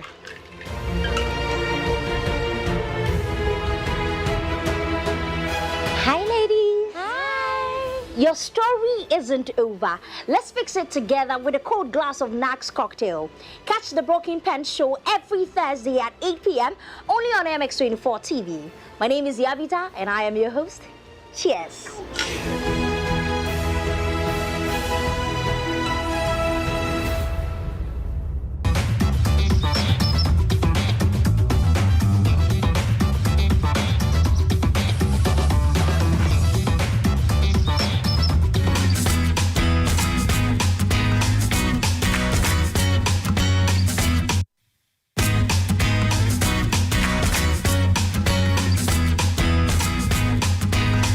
You're welcome back to the AM Club right here on MX24. My name is Miriam Uduak-Menta, and of course, this is the new news review segment of the show. Oh my goodness. You see why I wasn't supposed to be at work today, okay? Well, you're welcome back. We're getting into our stories for this morning. Quite a number of things to dissect on the show. Personally, I am very worried about very little things, very, very, very little things. I don't think the Ghanaian people have that much sympathy towards, but I'm going to tell you why I'm saying all of this, okay? I know I'm speaking a lot of gibberish, but I'm going to tell you why I'm saying this. But we don't have too much time, so I'm going to introduce my guest for this morning. We have Reginald Acheisu Boateng. He is Deputy Director of Campaigns and Advocacy, NDC Youth Wing. Good morning, sir. How are you? Good morning, Miriam. How are you doing? I'm very fine, thank you. How are you doing too? I'm very well, thank you. We have Justice Akwesi Owusu. J. Cole, I miss him. I miss J. Cole, former TESCON UCC President. Good morning, J. Cole. Good morning, Miriam. How are you doing? I'm very fine. Yourself? I'm blessed. And of course, Bright Ofori, Executive Director, the Bright Future Alliance Youth Brand Board Member, UNODC. Good morning. Very good morning. How are you? Wonderful. Wonderful. Reggie, how is governance going? Let's start from there. I think, first off, I want to say a very big good morning to yourself and to all your viewers. Good morning. And to wish all our Muslim brothers and sisters a happy Eid. I think by virtue of true leadership, His Excellency John Dramani Mahama has been able to grant one more holiday, which I think is right for our Muslim brothers after yesterday's celebration to have a very good rest before they get into work on Wednesday. And that is why we're also saying that you shouldn't have been here today. Right? But of course, for issues around national discourse, we would have to be here to discuss issues of national interest. And so government has been good. His Excellency John Dramani Mahama has started very well, sharp, steady. He's been hitting the ground running one right after the swearing in. But I also want to join in all other voices that are wishing the Vice President well, because this weekend we didn't hear good news. But I also hear that she's doing better, and she'll be joining us very soon. Wonderful. And so thank you so much. And I think governance, like you all say, we are all looking fine and fresh, because true governance and good leadership is taking Ghana to the promised land now. And so, yeah, thank you. You know, a couple of years ago, I think the IGP declared that pastors should desist from prophesying about leadership, about elections and what have you. And he was touted an evil person and someone who was persecuting the church. With what we've heard so far, men of God talking about the V and her health and all of the things that I don't want to repeat some of them here. How are we feeling about this atmosphere that's been created by our very able men of God? You know, Mimi, the ways of the Lord are not the ways of men. Right. And so I will not even sit here to chastise pastors that have prophesied. And it's also right that there are two things. God reveals to redeem. And so if God has revealed to them, then God will definitely redeem the VIP. And the VIP has her group of pastors that are also praying for her. And just as general body weakness, she's fine. Prof is very fine. Okay. And so let's not go into the pastors and all the things they're saying. I just wanted, because I know I did hear a lot of your people call him out. Prof will be fine. Amen. Prof is fine. Amen. Amen. Now let's get into our conversations for this morning. I was going to pick your thoughts, but no, we have bigger conversations to worry about. CJ's removal petition by the minority. Apparently, there have been some petitions out there for the removal of our Chief Justice, and conversations about that. Some we cited online speaking to the fact that this is what we've been calling for the review of the Constitution to be, because the power has been handed over to the president to be able to do this without having to even consult or be petitioned at any point, right? And so if he decides this morning that I am removing her, there's nothing anybody can do. He has that power. Again, others are saying that let's look into it again, because these powers need to be revoked. They need to be taken away from the leadership of the country. Certain things, certain institutions need to be autonomous. They need to operate on their own. We shouldn't have any form of political influence on who becomes what in this country when it comes to those spaces, IGP, CJ, and what have you. Now, with the petitions that have been sent, also she has asked to have a look at it, or look at them. Yeah. And if she wants to speak to it or to them, that also has come into the conversations. I'm going to start with you, gentlemen. I mean, it's very unfortunate that some of us hope that some of these things didn't happen. I personally thought the IGP should have been changed, but that's my personal sentiment. Let's talk about this petition and what it will look like if any actions are being taken on the back of that. What is the entire scene going to look like, in your opinion? Yeah, first of all, the president has no power to take anyone out. He doesn't have the power to remove a chief justice. There's a process that has to be... They have the power to appoint. He can't, on his own authority, remove the chief justice from power. So let's get that straight. But I think as the constitution and the laws permit people who have issues against the chief justice or any of the justices of the superior courts, that you go through. One, there needs to be stated misappropriations, or probably didn't perform your work well. If you also are on mind, or other issues, the Constitution stipulate all these, all those. So I feel if citizens feel there's a need for them to petition the president based on whatever they think seen or heard about the Chief Justice, I think the law permits it. So if they did that, it's in their own right. But let's also know that, just as I mentioned earlier, the president cannot remove it. Once a petition is submitted to the president, he also consults the Council of State, where he forwards the petition to them and have to look into it. But the issue about the Chief Justice commenting was when she felt there's a need for, one, the petition, she needs to be informed properly that there's a petition against me, and also to be given a fair hearing before the prima facie is determined against her. So I feel the president has had that, and he's given her the permission to write her response to the petition, and I think it's good. Initially, the issue was Ghanaians were debating as to whether the Chief Justice needs to even be allowed to write to the Council of State to determine or to even say her side of the story.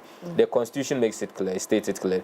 There is no point, if you read Article 146 of our 1992 Constitution, it did not state if before a prima facie issue is determined, there needs to be a response. It's only when the tribunal has been set, when the Speaker or the Chief Justice needs to respond to it. But from the prima facie side of it, there is no issue. But I think the president has done a noble thing. He's done a honorable thing, allowing her to do. So when we talk about the prima facie, it's just evidence admitting there's a wrongdoing. That's just that. So the petition has been received by the president. He forwards it to the Council of State to determine if indeed there's a wrongdoing first. If they feel there's wrongdoing, then they wouldn't even proceed to investigate or even discuss the issue. So it happened in Professor Kweku Asari, who he petitioned the and then the president felt there is no issue against the Chief Justice. So it's interesting that this time on 3 people have also raised the same issue. So let's see how it goes. But from a personal view, I think the judiciary and then the executive should also play their roles well. They shouldn't act or behave in a manner as if they are trying to control the judiciary. So let's allow the system to, and then if there's no issue against it, I think the president should just leave it to perform. Jacob. Miriam, thank you very much. I would like to say good morning to everyone, Ghanaians, and then all persons watching us across the globe. Upon getting the invite, I just had to glance through our constitution, just like my brother said. So first, he stated that the president has no authority. That is right. He has no right or authority to remove a chief justice. Rather, there is a committee set. Okay. So I'd like to take us to Article 146. Okay. It clearly gives us clarity on this. It states the removal of justices of superior courts and chairman of regional tribunal. I'll just go to clause 6. That is where we talk about read to clause 8, the chief justice. Yes, I'll get there. So from clause 6, it states where a petition is for the removal of the chief justice, the president shall, acting in consultation with the Council of State, appoint a committee consisting of 2 justices of the Supreme Court, one of whom shall be appointed chairman by the president, and 3 other persons who are not members of the Council, nor members of Parliament, nor lawyers. So the 7 is the committee appointed under this clause of this article shall inquire into the petition and recommend to the president whether the chief justice ought to be removed from office. And then 8, all proceedings under this article shall be held in camera. That is behind closed doors, in secrecy, yes.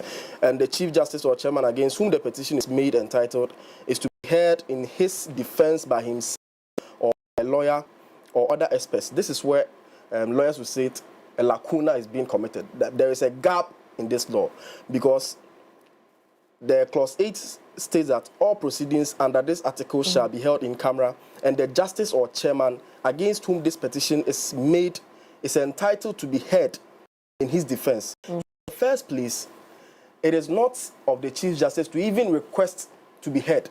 It is constitutional for her to be heard. So she shouldn't even come out to state that, let me come out, and then we are now giving her a 10 days period to bring her preliminary response. Okay, so let's go on. Then the clause 9, the president shall, in each case, act in accordance with the recommendation of the committee. And then the 10, where a petition has been referred to a committee under this article, the president may, and then the paragraph A states, in the case of the Chief Justice, acting in accordance with the advice of the Council of State, by warrant signed by him, suspend the Chief Justice. And B, in the case of any other justice of a superior court or chairman of the tribunal, regional tribunal, acting in accordance with the advice of the Judicial Council, suspend the justice. So when we state, or when you say that the president has no right in suspending the Chief Justice, this is what you mean. It is the committee that will recommend that the justice in question is to be suspended, but then the president will have to warrant by signing. So in actual sense, the president doesn't have an actual say, but we are in Ghana. The committee is being set up by himself. Fine, there are justices who are the Supreme Court. They are independent bodies. Of course, we learn governments, there are 3 arms of government, judiciary, executive, and then the legislature. It is very sad. We are trying to exercise separation of powers, and then at the same time checks and balances. That is what is happening now, because the executive arm is checking the judiciary arm.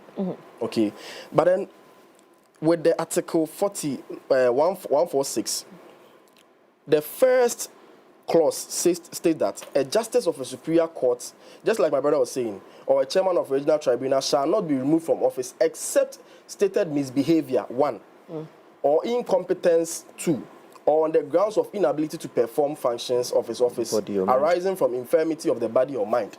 That is when he or she, the person is sick or not. So we are looking at these 3 provisions. Which one? And she hasn't fallen in any of them. I think we are not the petitioners. But then where we can't talk much about it because we haven't received a copy of the petition. Absolutely. So we are now entrusting the committee to actually go through the petition. But then the lacuna being created by law is stating there is a gap in this law. The lady or the Chief Justice should have been given a copy of the petition long ago so that she could have given her response even before coming out. That is where the law falls short. And that is a big problem because people are going to start saying, as we've already seen, claim this as being politically motivated. Yes, because how come we are going to also take a look at the 3 bodies who have submitted the petitions. Where are these people coming from? What are the sources? You have to take a look at that too. Yes, because if you are going to... But do we know the sources though? We know. We don't. If it's politically motivated, we have to find out from the sources. That is what is going to tell us. I think as the story develops, I'm sure we're going to be privy to some of this. Reginald? Yeah, Mimi, I think this is a very clear case of checks and balances. And like my brother said, but you have a president that is committed to the rule of law and has shown clear signs of respect for institutions. A clear example. These petitions, we heard of them not today.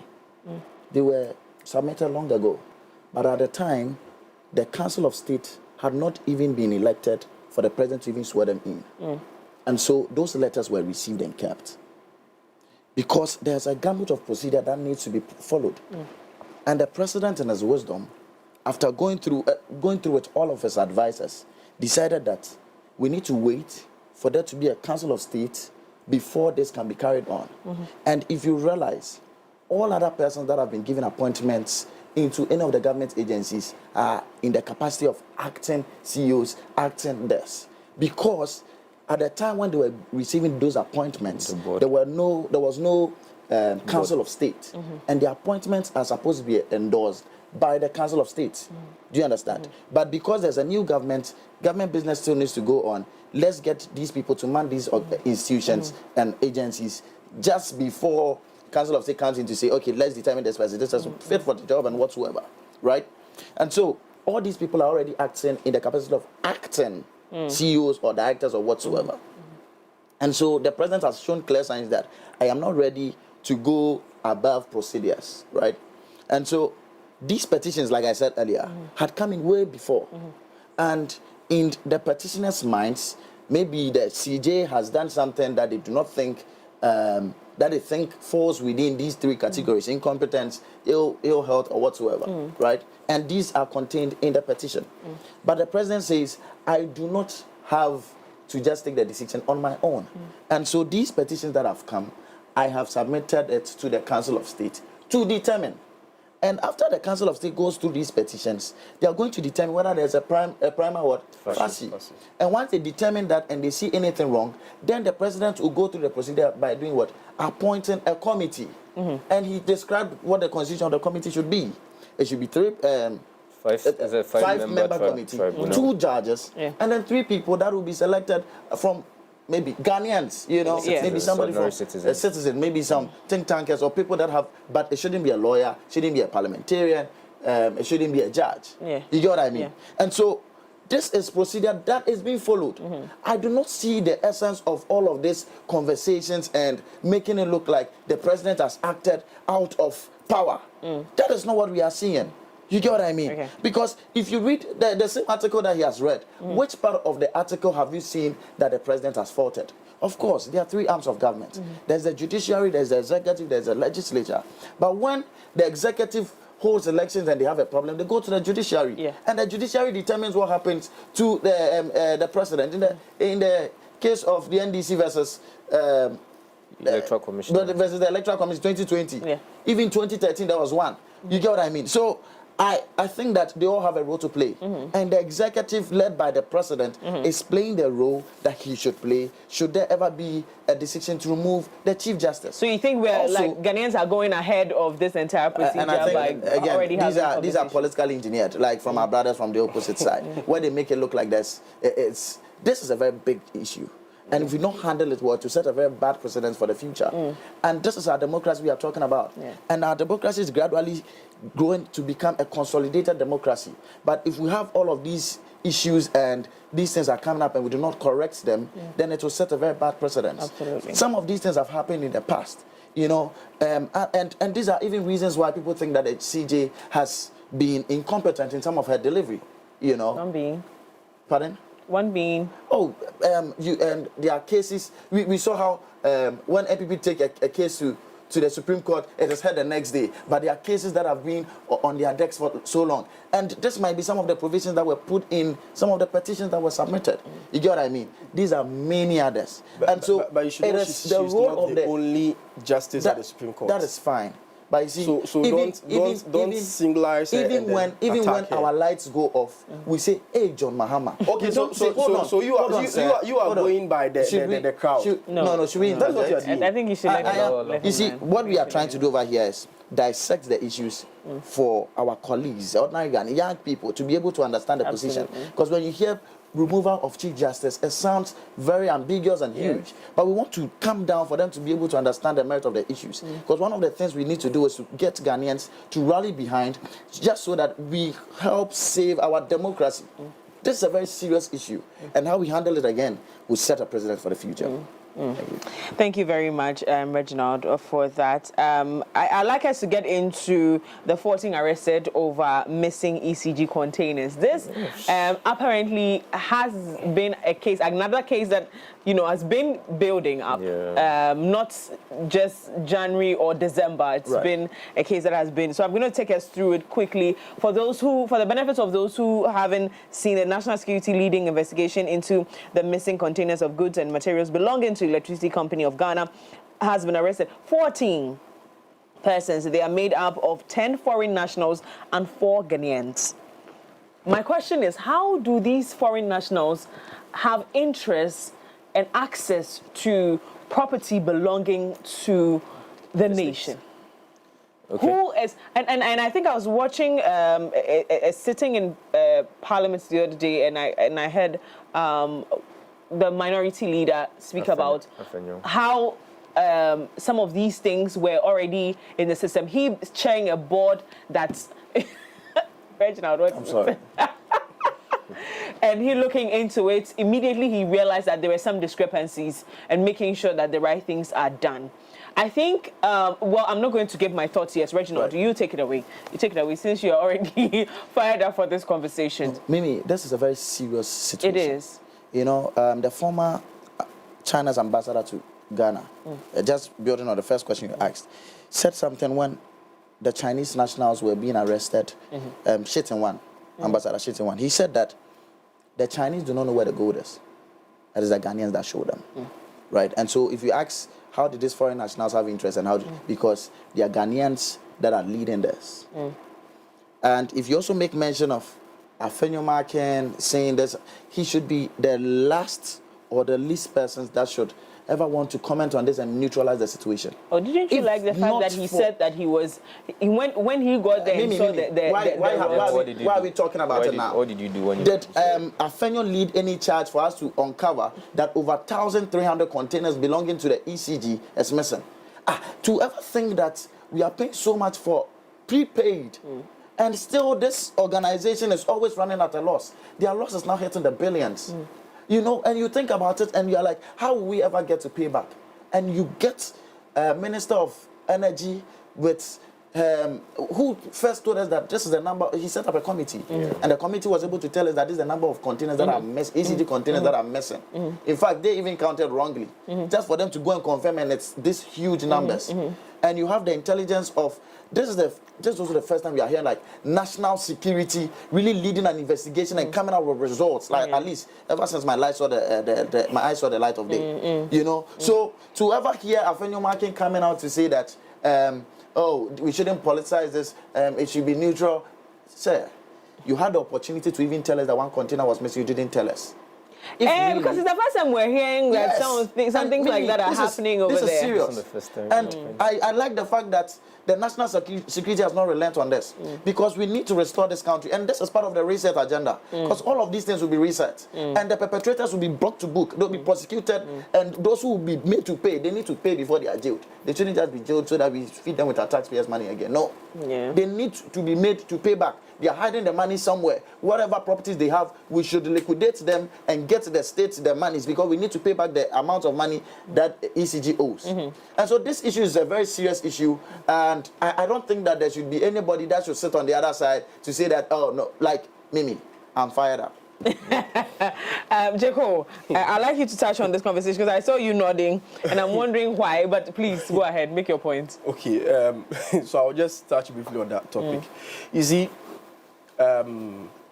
just like we are saying, these foreign nationals, they are not in this country with us. Neither do they know where our resources are kept. So yes, it is the same Ghanaians in these areas where these things happen that account to these things. But then with the missing ECG containers, I sit and then it's really shocking. It's really shocking because one, we sit for this to happen. Okay, we sit for this to happen in the first place, and then we come out and then we have people on the other side. I mean, from all sources coming out with all sort of views, and then we have captured perpetrators, 14 of them. We have locals, we have nationals. What are we doing? We have to just question them, and then they tell us wherever or however they got involved in this particular issue. We get their culprits. Yes, this is just like a classroom punishment. We catch you talking, and then we get you to get the others talking, or the others who spoke. So we have some. We should just question them, and then they will spill out the beans. Is that not what the national security is doing? Investigating and looking at what else should they be doing? What else should they be doing than this? Why? And then I'm even surprised he's amused with their performance. This is their duty. No. So shouldn't we? Because I find this very interesting. Shouldn't we just commend them for at least? NPP, national security, slapped some judge at by-elections, and you are telling me that this is their duty. We have national security have been abused. And this is the first time national security is leading intelligence that is breaking in back money to be lost. They are telling me that this is their duty, and so we shouldn't commend them for a good job done. What are you telling me? Stop contradicting yourself. I didn't say we shouldn't commend them. I said we should, but this is something they should be doing. So but don't make it surprised that I was. I'm surprised because so why are you surprised that I'm commending them? You make it look as if they've done something supernatural. This is their duty. Oh my goodness! You see, let's please go ahead and make your point. I know what you're trying to do. Speak to the issue. Just ignore. This is the job of the national security. Okay. We have other pressing issues. Okay. We have Galamsey eating up our country. Wow. Speak to the issue. Speak to the issue. There was a time we were right here in Ghana where press conferences were being held. Speak to the issue, Joko. We are talking about Reginald. You can't do that. I'm sorry. You can't do that. I'm sorry. We were in this country, we're talking about national security. We're in this country where we had the NDC having press conferences at Galamsey site. Today, Sami Jemfi is at his office telling us what to do. Forgetting that there's a national security, which Sam George also stated that a president can effectively take out Galamsey if he wishes to do so. Right. How long have they been in office? Okay. These are some of the things they should also what's it called? Direct the national security to take care of. Okay. Exactly. Exactly. No, don't go to the number of things. No, he's made his point. Please. So on the issue of the missing containers, you already know my position when it comes to corruption and people that perpetrate serious crime against the state. Yeah. We live in a country where people still don't have access to electricity. Right. There are people, we were fortunate, we live in Accra here and we feel we have electricity. There are people in the far ends of the country where they don't even have electricity. So if there's a government in power feels there's a need for us to, improve our rural electrification project, it was a noble idea. But for people, unscrupulous people within both the office and then the customs to commit such a serious atrocity, I think it's so bad. again, these were finished products that were imported into the country. But someone will take this finished products, take it to a factory, and then reshape it as if it's another raw material or a scrap, and ship it outside the country. This is something that it does not make sense. A finished product, you buy it, you dismantle it to make it seem like it's a raw material, a scrap, then you sell it cheaper. It doesn't make sense. And these are 1,300 containers. We know how containers are cleared at the port. Containers are not like birds or animals that they will fly. It goes through a lot of processes. A lot of processes, so documentation, it's strange. It's strange.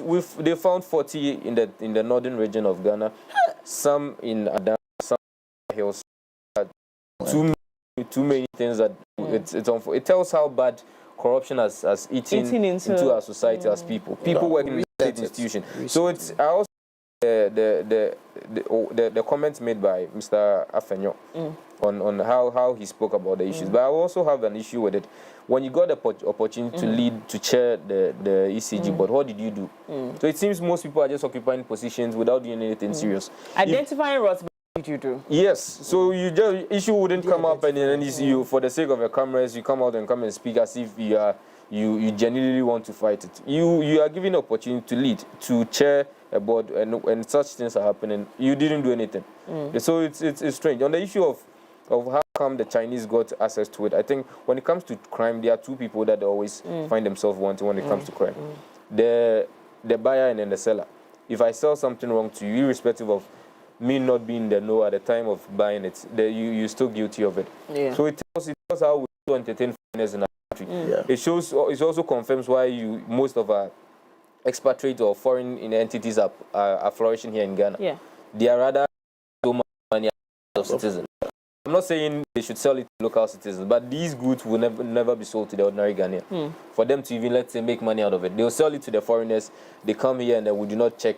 So I think these people should be jailed. If after investigation they are taken to court, they should be jailed. This time around, I do not expect the Attorney General or the government to ship them out of the country, as is already done by the former government, headed by the Asuamah, Mr. Asuamah, where the Chinese are arrested, foreign nationals are arrested. Instead of us dealing with them in our country, serving as a deterrent for other people not to emulate, we arrest them, then we ship them. Then another crop of Chinese people doing different things. This time around, the state should arrest them, jail them in the country, and then there should be a provision to be made for them to pay for.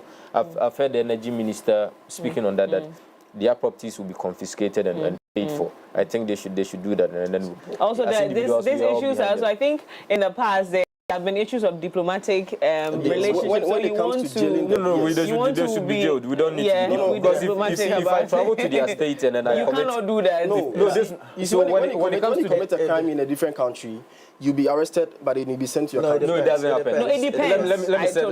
Let me set it clear. I'm very familiar with the UN system and the diplomacy space. It's only the diplomats and people serving on official. They have immunity. They have immunity. They are not. You cannot try them. If I do something bad probably in the US or in Europe, and then I'm working in a capacity as a diplomat, they would probably bring me back, depending on the merits on the responsibility to obey the rules. Even depending on the merit of the issue. If the issue in question is very sensitive, they would just ship you back to your country. They will deal with you in that. So, as if you're a foreigner and you are committing crime in our state, you need to be dealt with. Whether a Chinese, whether a foreigner, the laws should work. Laws, everyone in before the law, whether a foreigner or as a citizen. So they should be dealt with. It's never true that foreign nationals, people selling scraps are benefiting from immunity. Which immunity? They are just ordinary business in Ghana. They should be dealt with and imprisoned. I think that's a very interesting angle to look at it from. But again, another big issue. Last week, you want to speak on... No, it's fine. I feel like I want to break my chair, Reginald. So last week, this conversation was quite prominent, and that is that of Mr. Yeboah.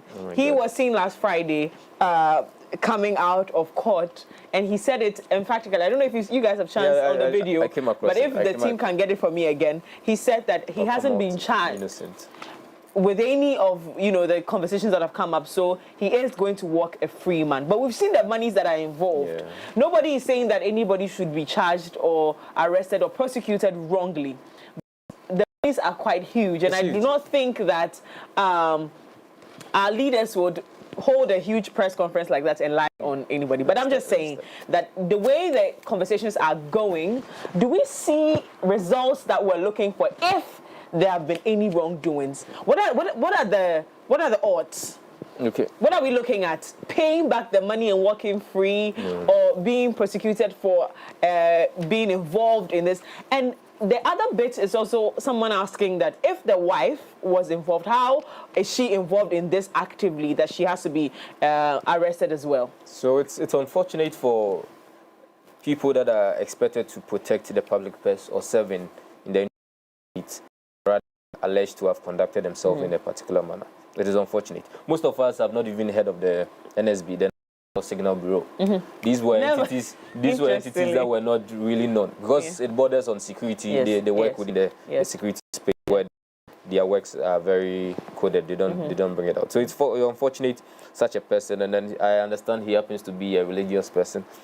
Don't bring that. We do not want to bring don't it. Bring that but as a country, I just want to talk about how destroyed our society is as people. I believe majority of the population of Ghana are Christians. Some get it. But at the end of the day, if Christians, religious people that are expected to be guided by the truth, conduct themselves in an appropriate manner rather than doing this, it's unfortunate. I'm not speaking just in particular to this particular man, but it's something that happens. If you go through our churches, most of the people that are perceived to be corrupt, these are people being board members or the elders in church, and so it's unfortunate. But the issue at stake is also very serious. If you look at the amount in question, oh my God, these are it can complete Agenda 111 hospital that was done. And I see you talk about that a lot. Agenda 111 project. Because healthcare is the heart of every nation. Yeah. When the people are in good condition, their health are very good. It affects or it impacts every aspect of the state. So if someone of that sort has been charged of doing that, he needs to take the process. But one thing I also find interesting is, everyone is presumed innocent until proven guilty. Right. Yeah. So it was strange, or it's unusual of me to see the Attorney General coming out and speaking about holding a press conference, already trying the person at the public court of opinion. Yes. We don't need that. We need actions now. We've spoken about corruption. We've heard of it so much. Annually, Ghana loses about $3 billion to corruption. These are even more than the monies we borrow from IMF. So if someone of that sort you think or you believe he's engaged in an act of corruption, just push him to the court. Let's do that.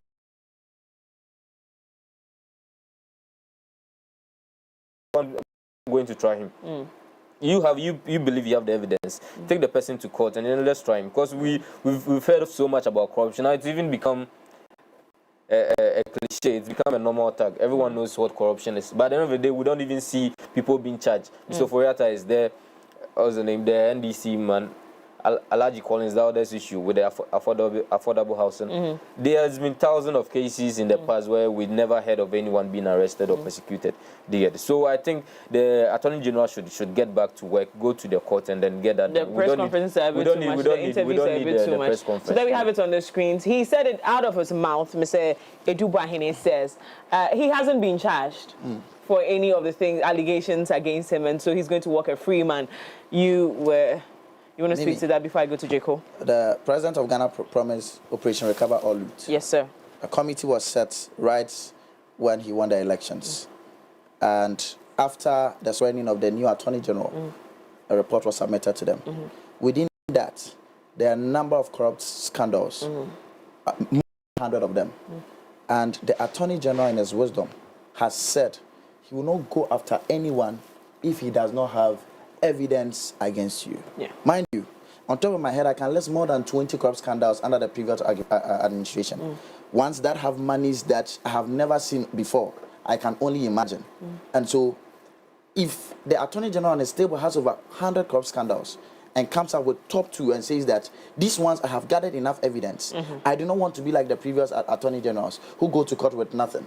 I am going to go to court with something. And the reason why he held a press conference is just so that we do not sit for the next 2 years to think that corrupt officials are always working freely. No. This time, we have seen them. We have evidence against them. We are going after them. Okay. My brother, Isaac, right? Bright said that he has not heard of anybody being arrested, anybody being prosecuted. Now, we have heard one person being arrested. He will be prosecuted. Yeah, I mean, arrest as a result of that's what I'm saying. The court's trying, not just the... That process have started. They were in court. The Deputy Attorney General was in court. And, you know, they need to...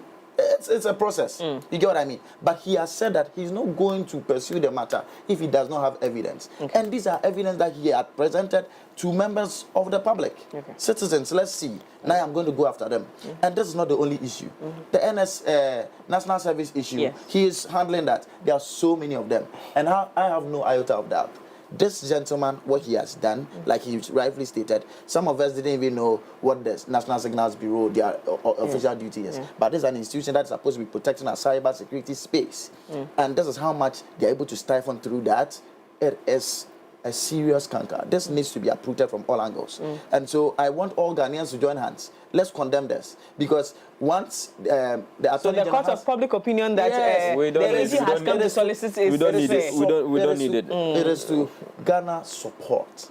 So that it doesn't look like a witch hunt. So that it doesn't look like the MPP, NDC always chasing each other.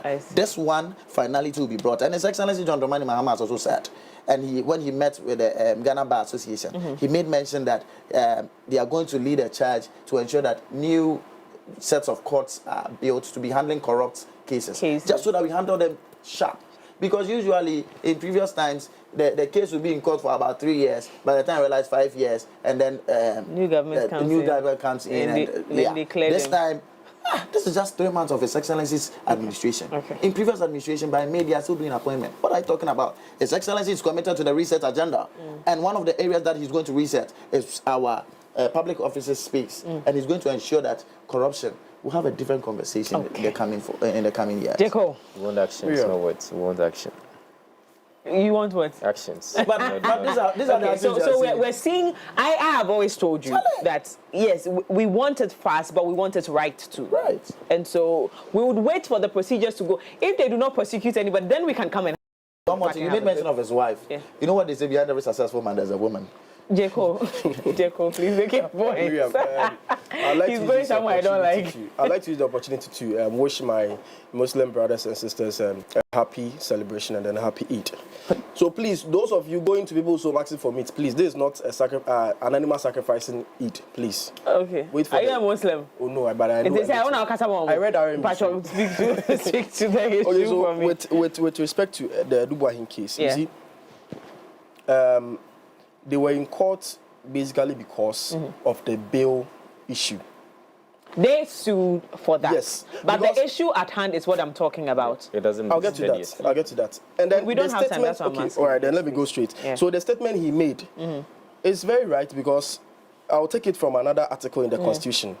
Okay, so Article 5, which is Fundamental Human Rights and Freedom, with the clause 2, it says a person charged with a criminal offense shall, and then I go to the paragraph C, be presumed to be innocent until proven or had pleaded guilty. He made mention of that. You made mention of that. Yeah. Sorry, then so this is why he can say that he's not being charged and then he's coming out innocent. So that statement needs not to be criticized. Okay. But then looking at the issue, the whole issue, I for one, I'm not happy. Yes, because looking at Reginald, you compose yourself. Because looking at I can't sit here and then judge him to be guilty or not. We are still waiting for the court trial. We are eagerly waiting for it. If he is guilty as charged, why not? He should be jailed. Okay. Come on. Yes. But then if it comes out that these are just fabrications, to just tarnish his image, then we have a long way to go. Right. Because you cannot go after an innocent man with a case that never existed. Exactly. Please let him. He didn't. Please let him. And then with the wife with the wife also being charged, we have to take a look at that because the wife just went there to find out why his husband hasn't returned home. So they're saying her involvement there's more to that. No, this issue there's more to that. Trying to tamper with evidence. Evidence, apparently. There's also the allegation where she was trying to tamper with evidence, and she being involved in the business, in the transaction itself. Was she at office with her husband? So I think even the case holistically, Jaco, I believe that I have looked into it. So I think you haven't looked at it holistically. What I'm trying to say is her involvement in the businesses of the bureau is what I'm talking of. Is she? I name it on a document that signs payments were made into accounts. There are a lot of payments that were made into her accounts. And also, if it's about image tarnishing, there are so many people within the NPP that you can decide to tarnish. Some of us didn't even know him. They know him. Including the agency itself. Gentlemen, unfortunately, they said we should go home and enjoy our holiday. Yes, so we've done our best to dissect most of the issues this morning. So most of it is also ones that we're looking at. They are developing stories. So we're going to follow keenly, gentlemen. Thank you so much for coming. I really love spending time with you and looking into national issues. The young people who are very passionate about the well-being of this country. So I am always very excited to sit with them. Now, to you out there, I hope you have clarity on some of these conversations and you're going to follow keenly, not be a spectator, but also be a good citizen to help build and reset this government. They say they are coming to reset, so we are going to support them to reset. If they mess up, we're going to attack them too. We're not attack them, we're going to hold them accountable. Thank you all so much for constructive criticisms only that, okay? Now, to you, Ada, thank you so much for always being a part of the show. On all social media platforms is MX24GH on all social media platforms. My name is Miriam Uduak Mensa. See you tomorrow. Miriam.